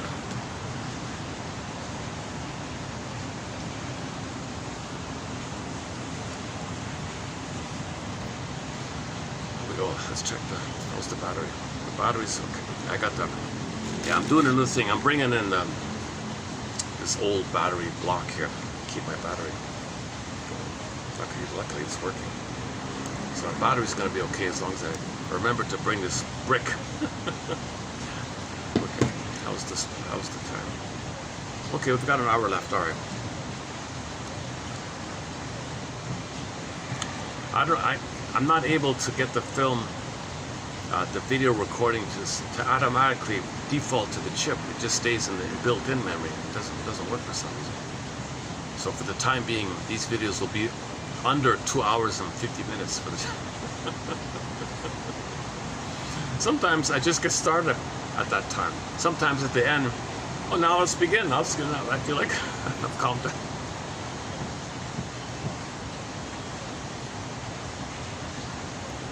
Okay, next one here. While specific characteristics of the hero myth, monomyth, Joseph Campbell, monomyth, hero with a hero with 1,000 faces, 1,000. This can vary. You can go to any place, anywhere, anytime, and there'll be some kind of hero story. Okay, you got Buddha stories, Beowulf story, Odysseus' story, etc., etc., etc. Okay, there's always a protagonist, okay, referring to the idea that when you're healing, a personification of your healing efforts in your conscious, it'll link inwardly to the energy in correspondence to your active conscious efforts. There'll be a hero within. So you actively in your conscious efforts, there'll be a hero within, facing things because you're facing things. An underlying pattern in the quest for self-expansion has been discerned in the legends of all societies. In every society, we have this monomyth. This is Joseph Campbell's main gift, I think, letting us know that in every society, you can go to any place, you'll find these stories. Freud recommends that analysts like Odysseus chain themselves to the psychoanalytic mast of analysis in order to tolerate the ordeal of listening to their own and their clients' sirens. I noticed this recently, that shrinks say to themselves, tie yourself to the mast, tie yourself to the, don't play the role he wants you to play. Because that way you can be observant. You see, when the shrink ties himself to the mast, he's feeling the pull to reenact the role that's being assigned to him and be swept up in the drama and reenactment of his past. So he ties himself to the mast to be aware, and then he puts a conscious interpretation. So he's the most conscious, Other guys have wax in the ears, right? So Odysseus is the most conscious. So shrinks are the most conscious in the room. They're the conscious ones, so they tie themselves to the mast to be aware. You're letting me know what your childhood was like. You're letting me know what happened between you and your mother, because you're reenacting it here, and you see me in a certain way. You're coaxing me and prodding me and expecting me, and I feel this pull, tie myself to the mast and be aware and communicate it to it. So unconscious to conscious. So the tying this self to the mast idea is unconscious to conscious. It's very clear in the VHS of the Armando Santi one. It's super clear with that one. But usually, the way you see it, it's okay as well. All right, next one here. Okay, one about the sirens. Another version of the sirens. One way to think about the sirens is this one here. The sirens sang directly to Oedipus's yearnings, constant yearnings, regression, seductive regression, love hunger, love craving, blissful euphoria, unio mystica, participation mystique, oceanic ecstasy. Don't you want oceanic ecstasy? Don't you want blissful oneness? Siren, siren. It's a regressive, seductive allure for the blissful womb utopia. Don't you want utopia? Come on. He's holding himself to the mast, right? Because all the guys crash who fall for this. It's similar to the whirlpool. The siren thing crashing with the siren thing, or is being gobbled up in the Shabbos. Similar motif. An urge to regress, seeking escape from the present burdens by returning to an idealized past. So the song, apparently the song's about, oh, I'll let you know everything. I'll let you think like a god. I'll give you all the knowledge in the world. I'll let you see everything, know everything. I'll let you think, understand like a god. Whatever, because he thinks he's a god. He's appealing to his narcissist, right? The sirens promised Odysseus absolute knowledge of the world. A classic narcissistic trap. The ego's desperate desire to feel divine, all-powerful, beyond human limits. The sirens don't just sing beautifully. They offer Odysseus omniscience, total understanding of everything. His past, who he is, his stories, everybody else, the human condition. I'll give you all knowledge. Wow. I'll give you blissful, mystical, ecstatic experience. Wow. I'll make you feel like an all-knowing God. Wow. You know, so and they're like, it's a regressive pull. It's because when real needs are not met, you have this regressive pull. All life forces object seeking. All the baby's desire is to reach for the mother. No other agenda. So that's what's being triggered. So you got to face this old triggering, this old time when you were desperate for mother's connection. And that's what the craving is about, the yearning and the desperation. Psychologically, the ropes represent a boundary like this. He acknowledged his own emotional vulnerability and set limits to protect himself from this kind of thing. All right, next one here. As myth shows, in general, as mythology shows, there are times when maybe we do need to temporarily regress. Well, let's face it, he did regress many times along the way. So I guess we can imply it's bound to happen. So just don't criticize yourself for your mistakes or whatever. If they are mistakes, I'm not sure. Next one here. Okay, the famous expression, beware Greeks bearing gifts, right? Yeah, there's a key. So it's, I don't know in other versions, but in the Armando Santi one, Andrei Konchalovsky's one.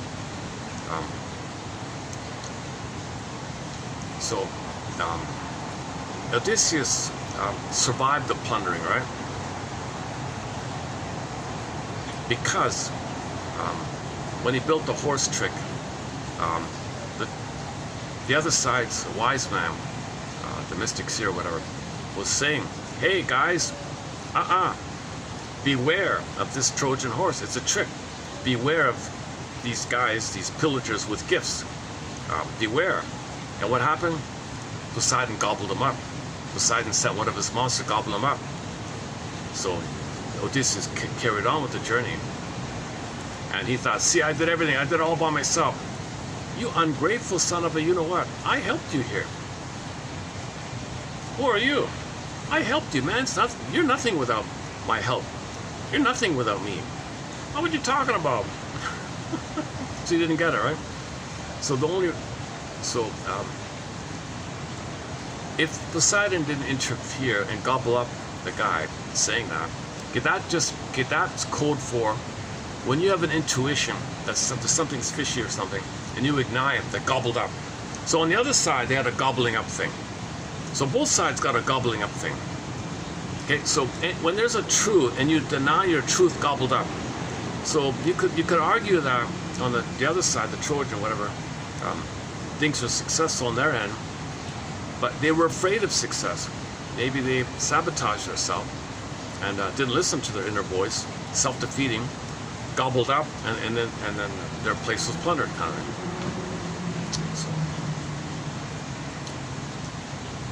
So if you're going along in life, you got to thank your unconscious.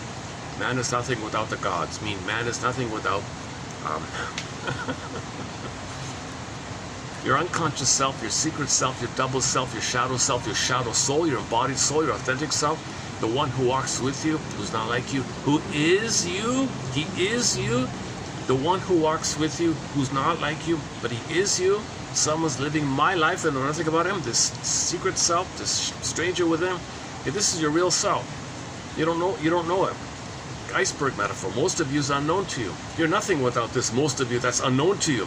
You're nothing without this most of you that's unknown to you. That's what it means. Man is nothing without the gods, because the gods are personification, fantasy, symbols of these qualities and traits of the unconscious self. All these various mythology gods are just aspects, like little pictures, like Picasso paintings of the little bits going on inside. You know, need for this, and coped in that way, project in that way, identification, aggressive, flip-flop, and double thing. All these, you got all these spokespersons for dynamics going on called the gods. Like, I know gods live forever, powerful like this. You're nothing without all this stuff. You're nothing without your real self.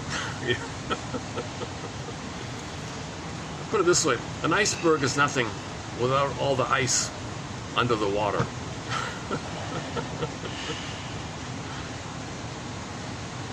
Berger has a side comment once about the doorman to a fancy building. He was very braggadocio. He acted like he owned everything. He was so pompous and important. You know, you see the doorman, right? He acts like he owns everything. Now, the actual owner of the luxury place is on a yacht somewhere or wherever. You don't see him, you don't know his name, but he's got all the power like that, right?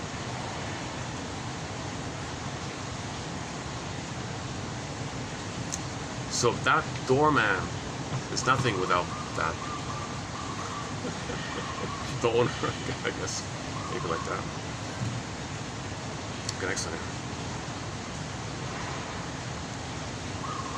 Beware of Greek sparing gifts is a cautionary aphorism. I feel sorry for people in Greece. They have the whole world is bombarded with the slogan. No. So they're kind of cursed with this thing. But wait a minute. But Homer was a Greek fellow, right? So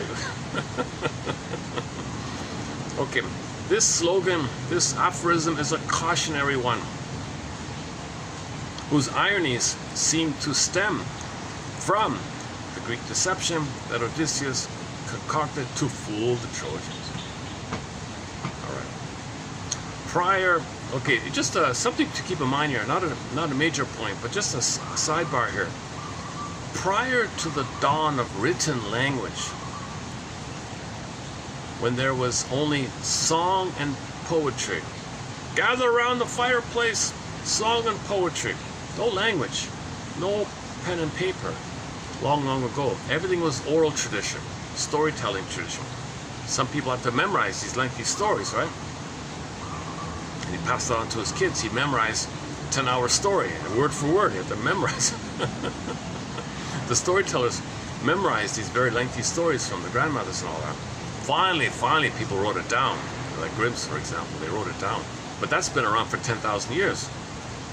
It didn't start with the Grimms. They just recorded what the grandmothers learned from their grandmas from all the way up like that. So the Odyssey is 3,000 years old, but it could be 10,000 years old. It just got written down 3,000 years ago. Prior to the dawn of written language, when there was only song and poetry, homesick Odysseus, adventurer of the horse, knew how to twist and turn with life. Okay.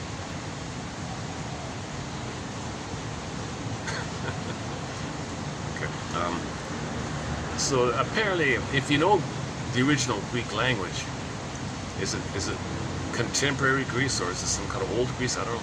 Apparently, it's very beautiful and melodic and musical. You could sing it maybe. It's just a beautiful long, I don't know, 20-hour song. I don't know. Whatever it is. Odysseus, who perhaps best exemplifies the physical and psychological struggles of adventuring far from home. So when you're far, the idea of being far from your home, okay, that's the gap, that you're very invested in your false self and your inner home is further gapped away. So you're far from home. That's why it takes 20 years to get. It's a long journey. So when the mother puts a role on you and you have to play the role, you got to sacrifice, exile, far away, all right, your home.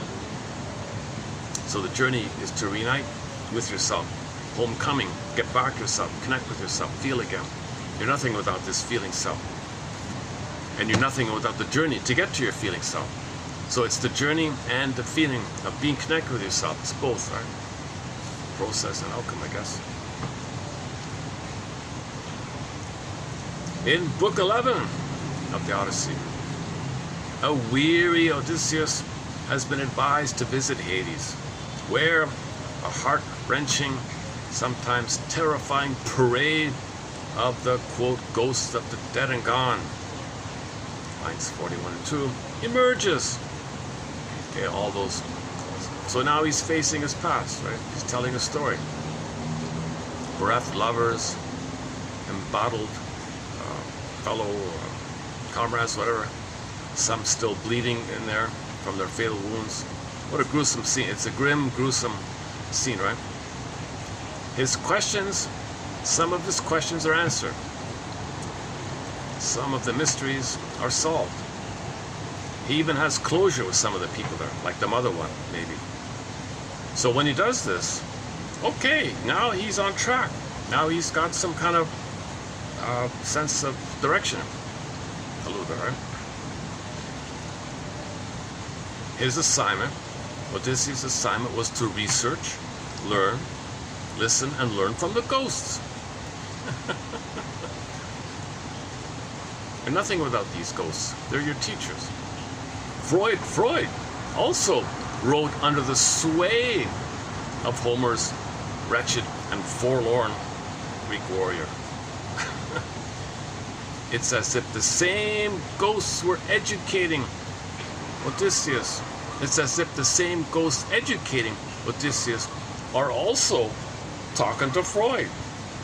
So you could think of Freud in his self-analysis as a modern-day Odyssean. So Freud is definitely, all the shrinks, every shrink, anybody who goes into analysis, anybody who does analysis or is an analyst is Odyssean. Anybody who reads self-help books, go to workshops, learn, read, curious, ask questions, analyze psychological interpretation of fairy tales, truth seeker, seeker of truth, is Odyssean. Anybody who's a seeker of truth. In the Odyssey, in the Twilight Zone episode called Howling Man, he was referred to as a seeker of truth. Seeker of truth. What did he learn? He learned that the devil in the house was his anger attack on himself. He'd externalize it to feel some release, but it's still in there. He was a seeker of truth.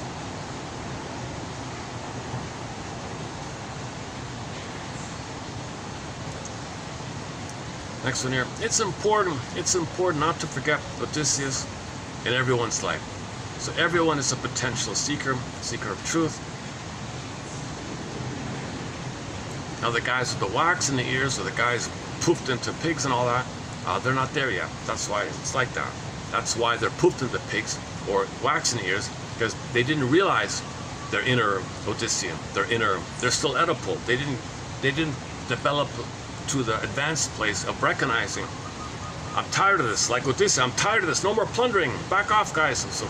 So they didn't get there. They're still in the greed mode, greed, pig-like avarice, give me gobble gobble mode, right? Underwear, waxen ears, gobble, pig, okay, they're still kind of in that mode, right? But so when does a person make the transition? When does a person, well, they get a call, they get glimpses, you ignore it, it comes again, you ignore it, it comes again, the bell rings, and what's going on? And finally you listen, right? Answer the call, they say. So this is, there's a book, what's it called? There's a book, I forgot the title. Script writers who write films, many of them follow a book that's a simplified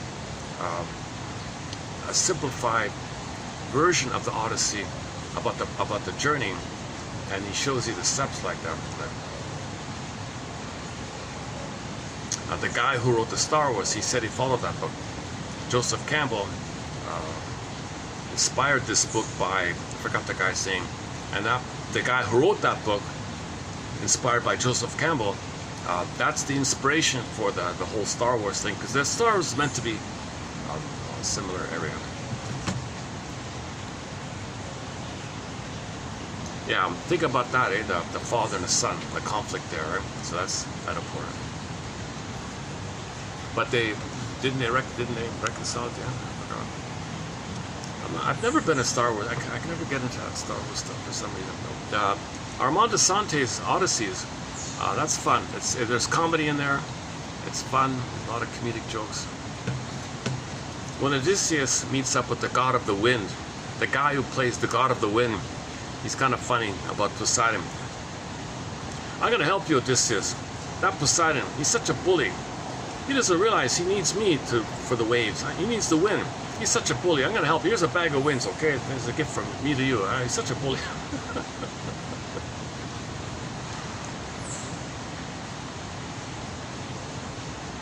The leather bag of winds, right? Talked about yesterday. All right. In Book 11, a weary Odysseus has been advised to visit shame, i.e. hell. The metaphor of shame, facing shame. Where are we here? Okay, the advisor guy, Tiresias, directed Odysseus to make these ghosts an offering, whereupon the shades began to tell them their stories. Yeah, I think the two quotes we have are sort of this area. When you give the food or the blood or from the ram or to those ghosts, it's kind of like you're feeding them because they're starving, so you're paying attention so you can listen to them. I want to listen to you. Here's a bit of my energy, my life force, a part of me to you. I want to hear you. Oh.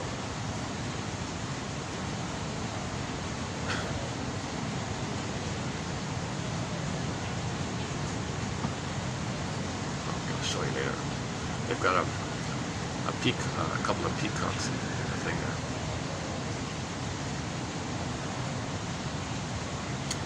Where are we here? Tiresias directed Odysseus to make them an offering, whereupon the shades began to tell them their stories.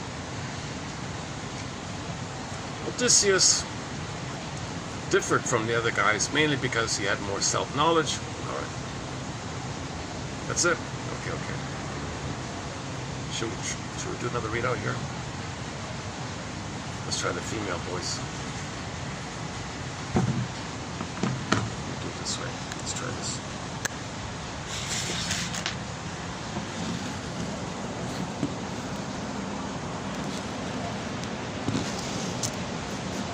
Still bleeding from their fatal wounds. Oh, hang His on. questions answered. Okay. Didn't start at the beginning. Let's try this again.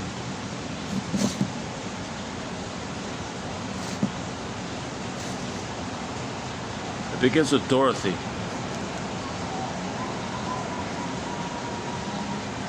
For Dorothy, home is not so much about life on her Kansas farm as it is a metaphor for the state of her sense of self at a moment of developmental crisis, a crisis that her dream of Oz is constructed to help her resolve.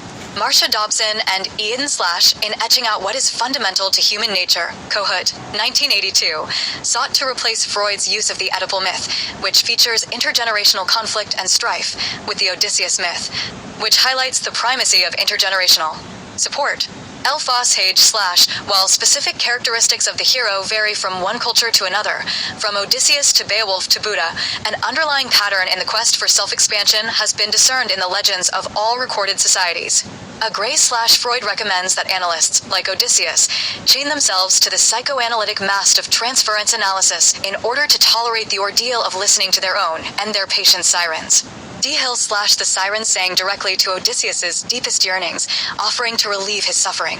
An urge to regress, seeking escape from present burdens by returning to an idealized past. The sirens promised Odysseus absolute knowledge of the world. A classic narcissistic trap, the ego's desperate desire to feel divine, all-powerful, and beyond human limits. The sirens do not just sing beautifully, they offer Odysseus omniscience, total understanding of his past suffering, and the promise of ultimate validation. Psychologically, the ropes represent a healthy, conscious boundary. He acknowledged his own emotional vulnerability and set rigid constraints to protect himself from his own self-destructive impulses. AI Slash as myth shows, there are times when it is useful to lose oneself in non-differentiation so as to better survive the crisis. W. Lassman Slash. Beware Greeks bearing gifts is a cautionary aphorism whose ironies seem to stem from the Greek deception that Odysseus concocted to fool the Trojans. E. Mahone Slash prior to the dawn of written language, when there was only song and poetry, homesick Odysseus. Inventor of the Trojan horse, knew how to twist and turn with life. A. Margulies Slash Odysseus, who perhaps best exemplifies the physical and psychological struggles of adventuring far from home. G. Mason and D. Lelatro Slash in Book 11 of the Odyssey, a weary Odysseus has been advised to visit the House of Death, where a heart-wrenching, sometimes terrifying parade of the ghosts of the dead and gone lines 41 to 42 emerges. Bereft lovers, embattled warriors, some still bleeding from their fatal wounds. His questions answered, some mysteries solved, and unfinished business settled, Odysseus gets back on track, his assignment to research, listen, and learn from ghosts. Freud also wrote under the sway of Homer's wretched and forlorn Greek warrior. It's as if the same ghosts educating Odysseus are also communicating with Freud. E. Miller Slash it's important not to forget Odysseus in everyone's life. G. Montero Slash Tiresias directed Odysseus to make them an offering of blood, whereupon the shades began to tell him their stories. S. Palumbo Slash Odysseus differed merely by possessing greater self-knowledge. S. Rittenberg. Odyssean, Odysseus, his father Laertes and his son Telemachus relate to each other in ways unimaginable to Oedipus Laius. It is clear that Laertes, Odysseus, and Telemachus love each other. Affiliation and continuity color the generations. The father provides support for the next generation. Father is protective, not murderous. Odysseus will put his own life in peril to save his son. Murder is replaced by nurture. Children are precious. Their exertions are a source of pride, amazement, joy. Father and son work together. It is me and you, father and son. Odysseus and Telemachus fight shoulder to shoulder. With Athena's help, over 100 men are slain by just 4 men in a sealed-off room. Fighting at Odysseus' side is his son and heir, Telemachus. Sea Leader, the child's emerging powers are welcomed, not extinguished in fear and competition. Oedipal, generations are full of pathology. Rivalry and competition rule. It is me or you, father against son. Mother is seductive and regressive. Father is aloof, threatened and threatening. Laius and Oedipus are locked in inevitable, mortal conflict. It is not clear Laius loves his son. The father wants to kill the son. The son wants to kill the father. It was Laius who first injured Oedipus, before abandoning him to his fate in the wild. C.A. Peterson. TQ 3356.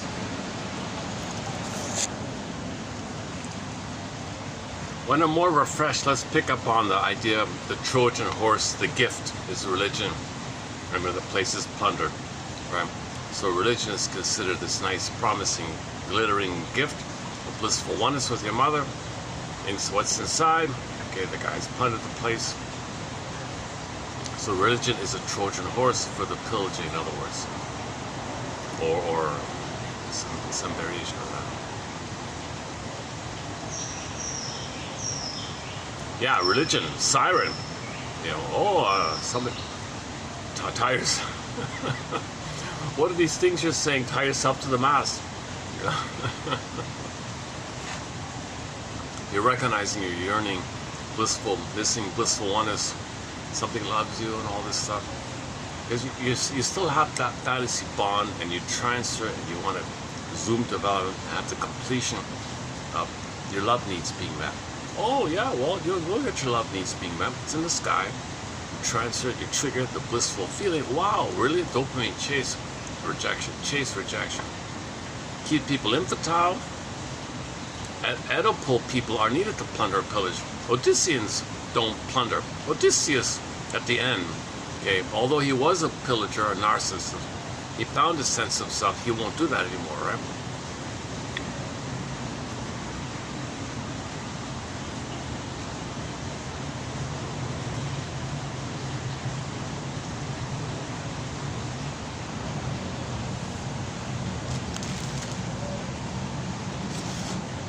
What are we doing?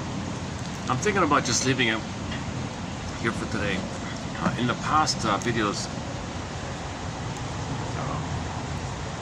so this is the fourth video we did on it. I think this is the fourth video on the Odyssey we did so far. I've got a long way to go myself. I feel like I'm on a raft myself here with this. So this was 56, right? 55. Okay, it was the one about the emphasis on the regression. Okay, Lotus Eater, Circe, Calypso. These are all regressives type of things. The Mali one, okay, yeah. So the Mali was a symbol of integration, both and.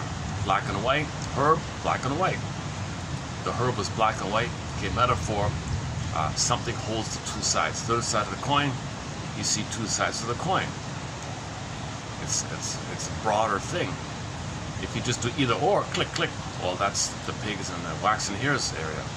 So he didn't turn into a pig because he's psychologically minded. Psychologically minded because he can see the people, the reality. People are in pain, and they may be in either or in their mind, but they're in pain. If somebody's in either or mode, they're in pain. So that's seeing the two sides of the situation. We love or cry for love. Self-system, anti-self-system. There's a both and going on. We project what's on the inside as a defense to not feel the pains on the inside. That's a both and kind of area, I think. Okay, yesterday, okay, we'll get a little bit more about the mass there. Hang on here. Okay. Another thing he learns in Hades is the existential emptiness involved in plundering. Plundering is because you feel existential emptiness.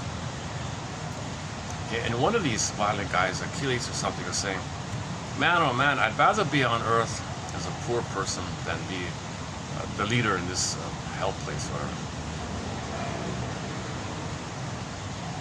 Okay, this hyper-machismo, Agamemnon, betraying the feminine, the toxic masculine, basically. The toxic masculine rejects the feelings. No feelings. Taboo on feelings, no way. Hyper-masculine. And the violence, they go together. The hyper-masculine and the violence go together. Or can go together, I should say. So we're talking about a psychological shift from the paranoid, schizoid position, now let it climb, to the famous depressive position. Not about depression. Oh, we talked about the nobody thing, right? Yeah.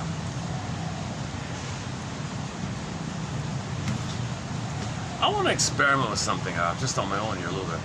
The thing. So we talked about different theories about the Cyclops and all that.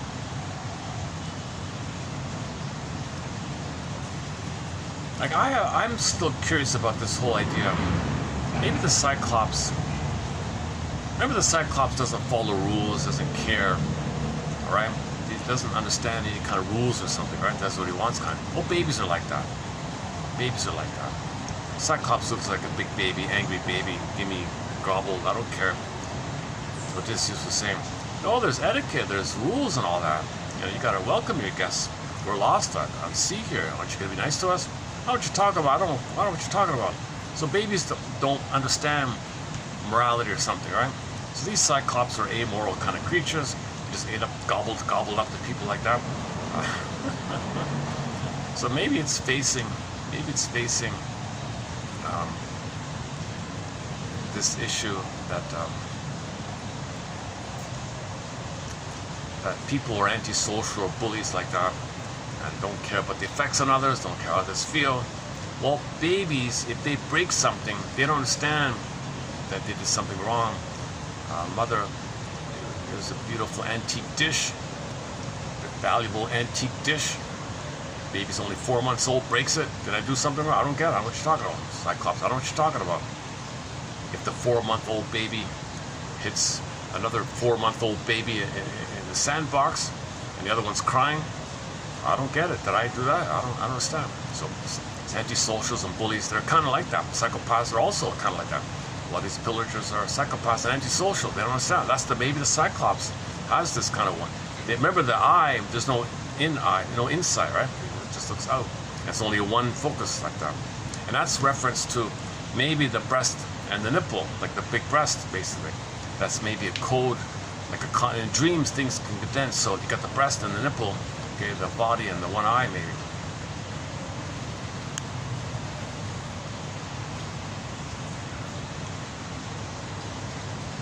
But the point about the nobody is,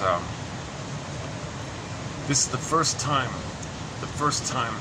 there's a recognition of the link between, he feels like empty, like a nobody, but he's a pompous, grandiose, superior God. So in the beginning he says, I'm a nobody. He gets out of the cave.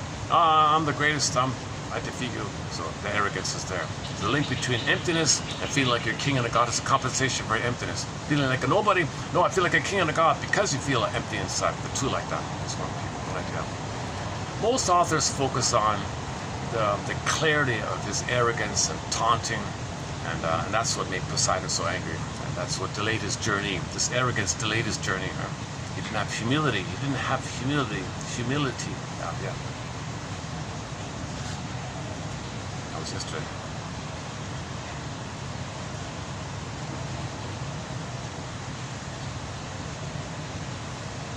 Okay, the mother's guilt trip, we talked about that. Poseidon, the sea god who repeatedly wrecks Odysseus' plans with stormy seas, the gods of the legend as the unconscious. The most powerful aspect of the determination of Odysseus' fate. Poseidon could be seen as the necessarily disruptive power of the unconscious, breaking up your narcissistic plans. Yeah, like the wind idea. Oh, you're going to get home? You're still arrogant? Ooh, you poofed away the wind, sent him back to where he began, kind of thing. So you got to a place, got to some point, the wind part took him back to where he began. He didn't learn anything, so you start all over again, like a system. The wind thing is kind of like a Sisyphus, back to the boulder idea. Yeah, the wind one could be like the boulder idea. You went so far, the wind poofed you back to where you began, and you can go round and round.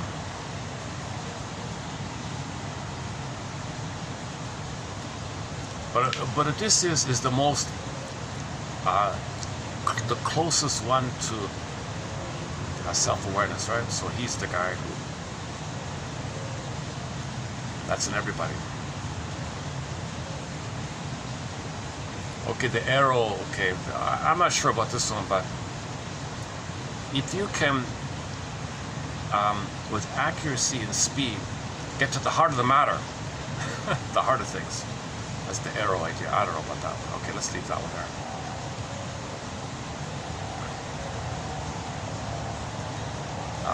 Psychologically, if we do not give up these old things, we cannot move on. And for new life, right, it's the death of your old life. It's the birth of the new life, basically.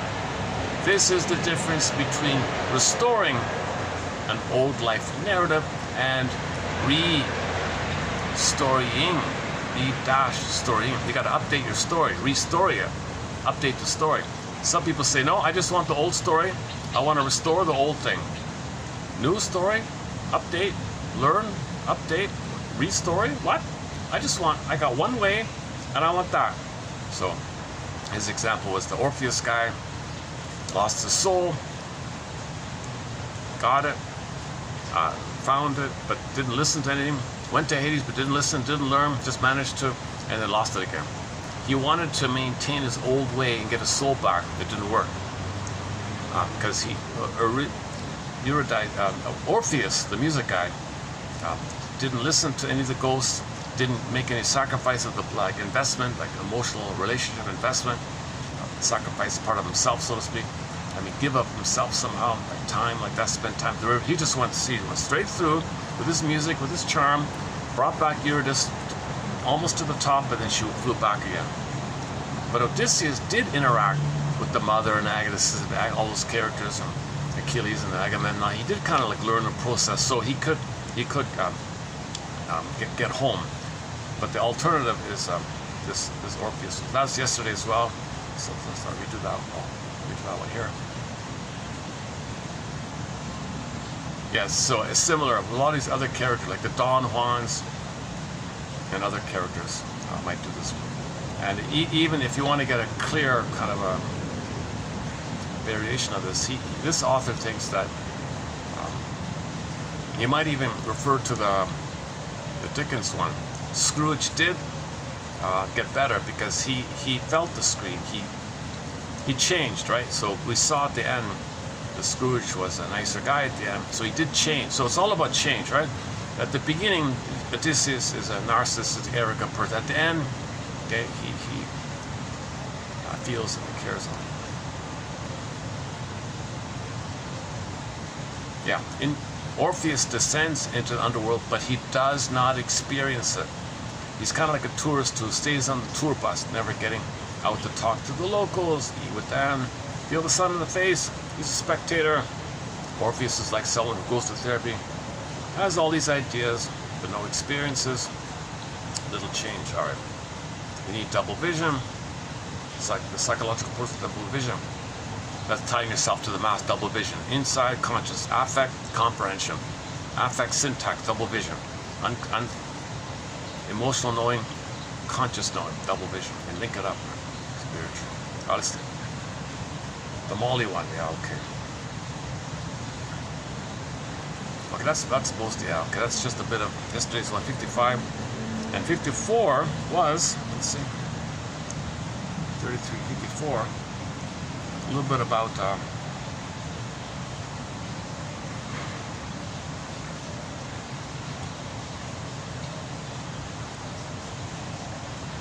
okay, so the opposite.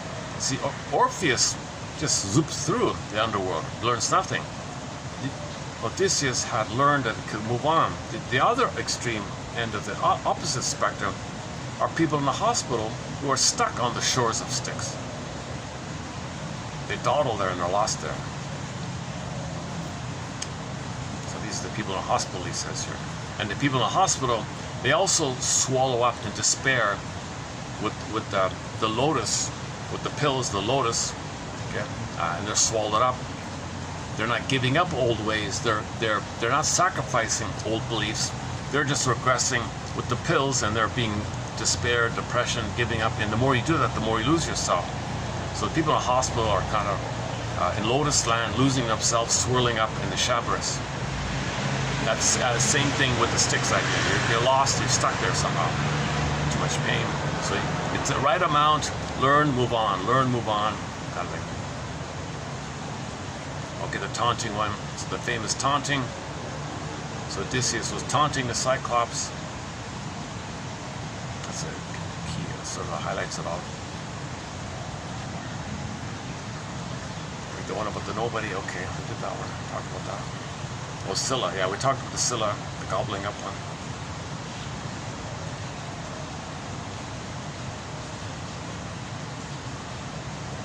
Jung maintained that myths were first and foremost psychic manifestations that represent the nature of the psyche. So stories are metaphors for the psyche, unconscious mind. Psychic content becomes available as it is projected onto events in nature. That's how we get our stories, we project it.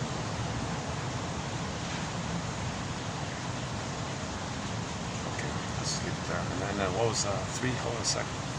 3353 was, let's see, 3352, uh-oh, where is it?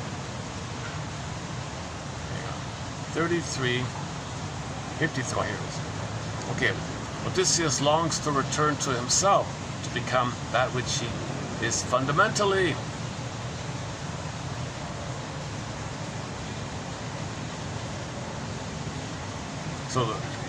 So he wants harmony with himself, he wants self-enrichment, self-development, self-connection, etc. Rather than always playing a role, going along to get along, sacrificing his feelings. Okay. Odysseus, just as Odysseus felt estranged, living in all these places, wandering around place to place, so too the individual who is cut off from his psychological home.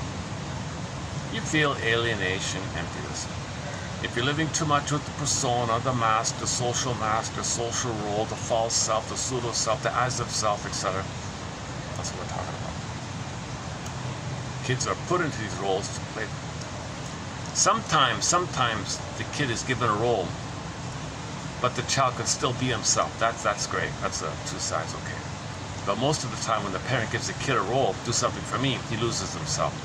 Mother, do I have to give up me to please you, to connect with you? Title of the self-help. Okay, we've got about 20 something minutes here. All right. What are we doing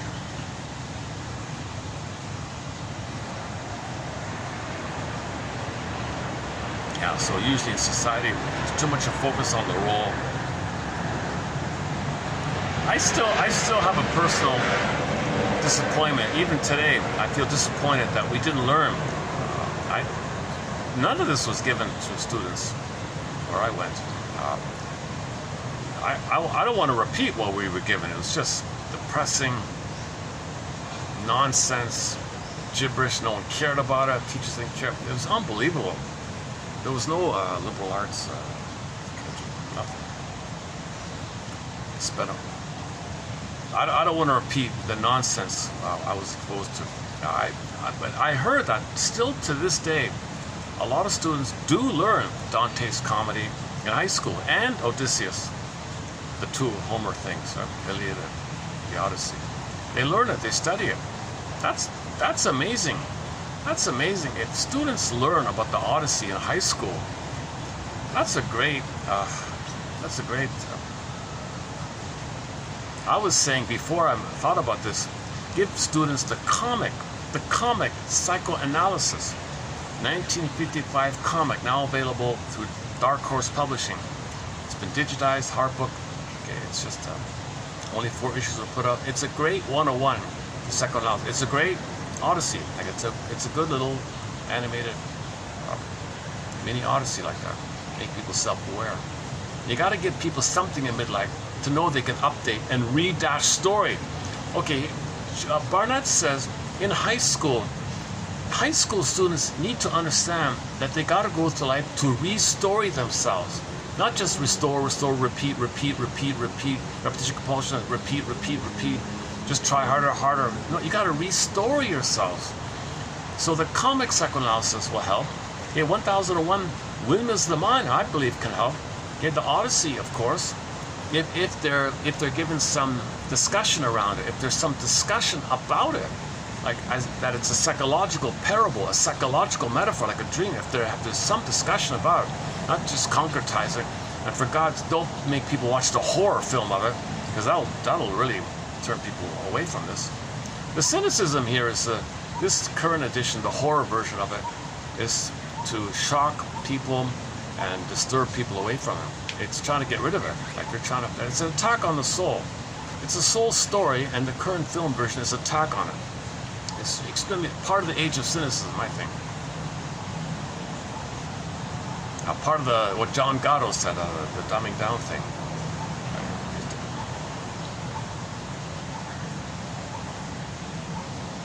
Okay, talk about the memory. Okay, a little bit about time and memory, a little bit here about that. All right, let's see.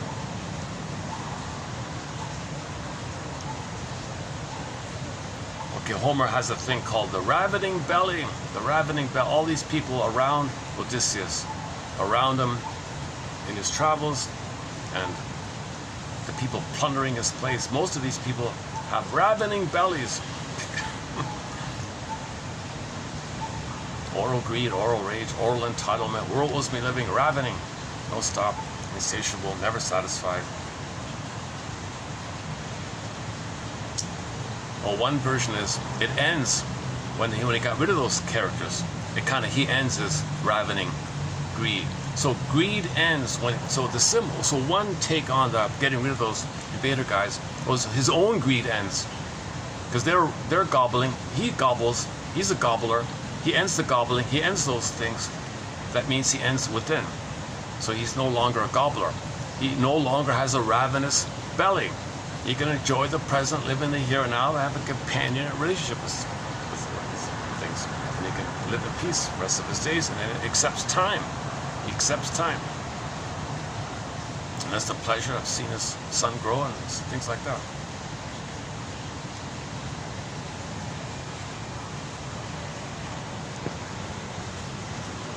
A little bit of auto rank. Okay, this is, the Harris, that was the Harris article. Yeah, okay, she was okay. Harris did that's 52. What's 52 again? Oh, it starts with 52, all right. So 52, 3, 4, 5, 6, yeah, so 5. Okay, so in 52, okay, there was, okay, but the family systems theory mainly. Oh, the winds one was in there. Okay, Telemachus, not having a father, so they talk about ambiguous loss. You can't process, you don't know what's going on. So how do you mourn if you don't even know the proper story? Ambiguous loss. Does he have a father? Is he alive? That famous guy, is that my father? Is he coming? Is he want? This ambiguousness of it all. So this delays his development. What about the lotus eaters? Numbing yourself with the lotus.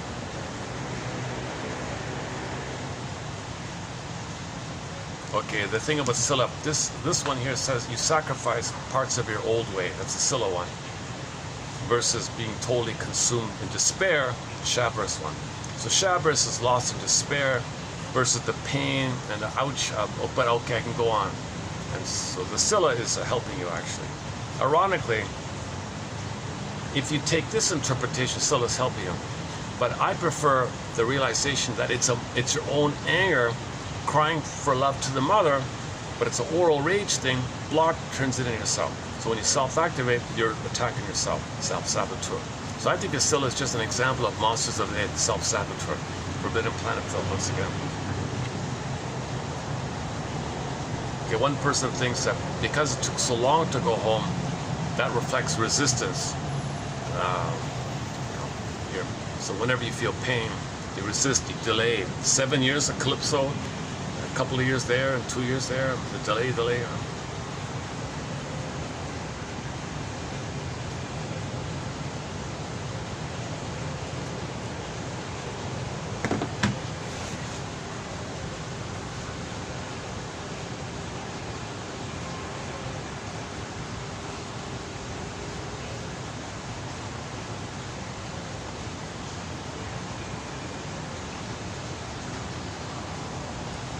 Let me play the opening song to the soundtrack, and when it ends, I'll hit the stop button for today.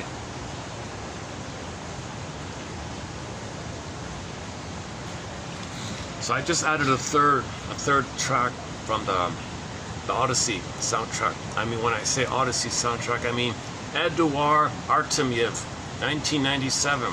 That one there, the one starring Armand Assante. So Calypso is an incredible song. I've played it a few times already. The finale, beautiful melody, great song here. This is the opening one, the opening song, when the film begins. So you'll hear the drumming. That's the music behind, because his wife is about to give birth. Darling, it's happening. I'm in labor. So he's running to, he delivers the baby, right? Odysseus delivers his son. So he's running to make sure he gets there on time. So you hear the running, the drums, the bongo drums, whatever. It's him running and delivers the baby, and you hear the melody there like that. When this song ends, I'll hit the stop button for today. To be updated. I want to get a smooth delivery of this material. I've been very choppy these 5 videos here. I think yesterday might have been one of the better ones. To be updated. All right, thanks very much. Submit it for your approval consideration should you choose to accept it. Is this one? Hold on a second. Yeah, this one here with the drum. Sorry. I guess it's the traditional drums, eh? It's only 3 minutes, yeah, 3.5 minutes long. Okay, this is the opening track to the Odyssey. Any final thoughts here?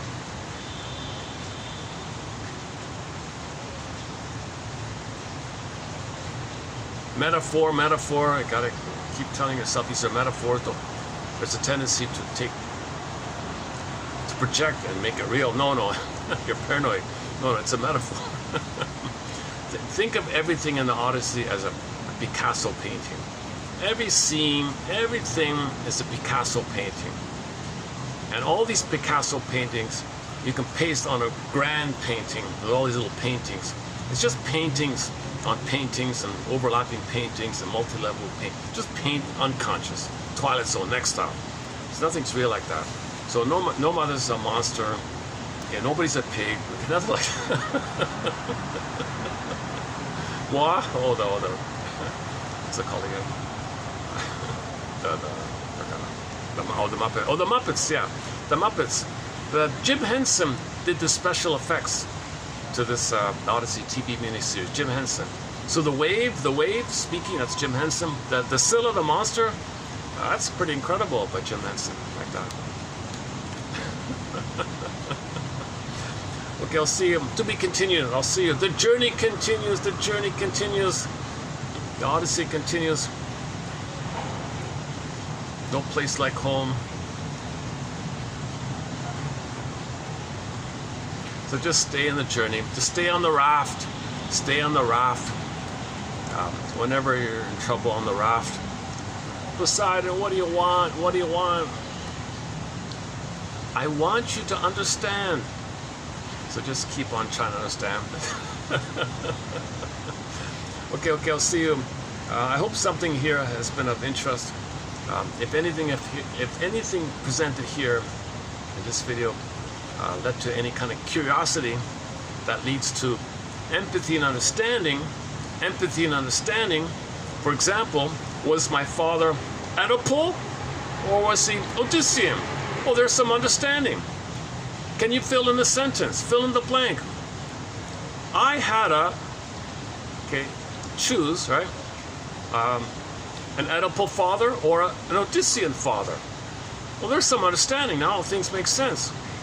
Okay, he has a mother complex. The father being Oedipal means he's unconsciously wanted the mother because he was hurt by her mother, and her mother might have been a victim of the pillaging, the plundering.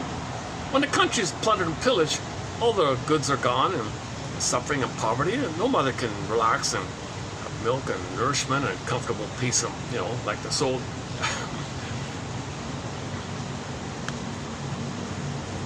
Saved by understanding. Saved by understanding, sings Rick Emmett. Saved by love.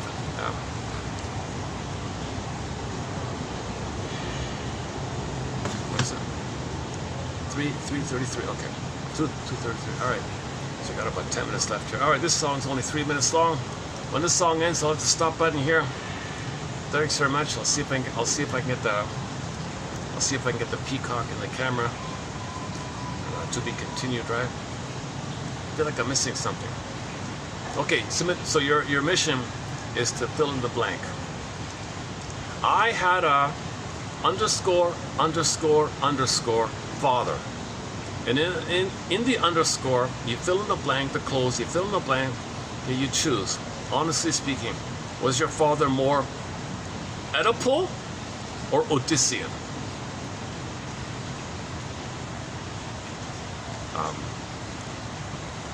So you can read the quote here about it, the Peterson guy. What's his initials? Not the well-known one. Another one. The professor guy. What's it? Charles, is it C.A. or something?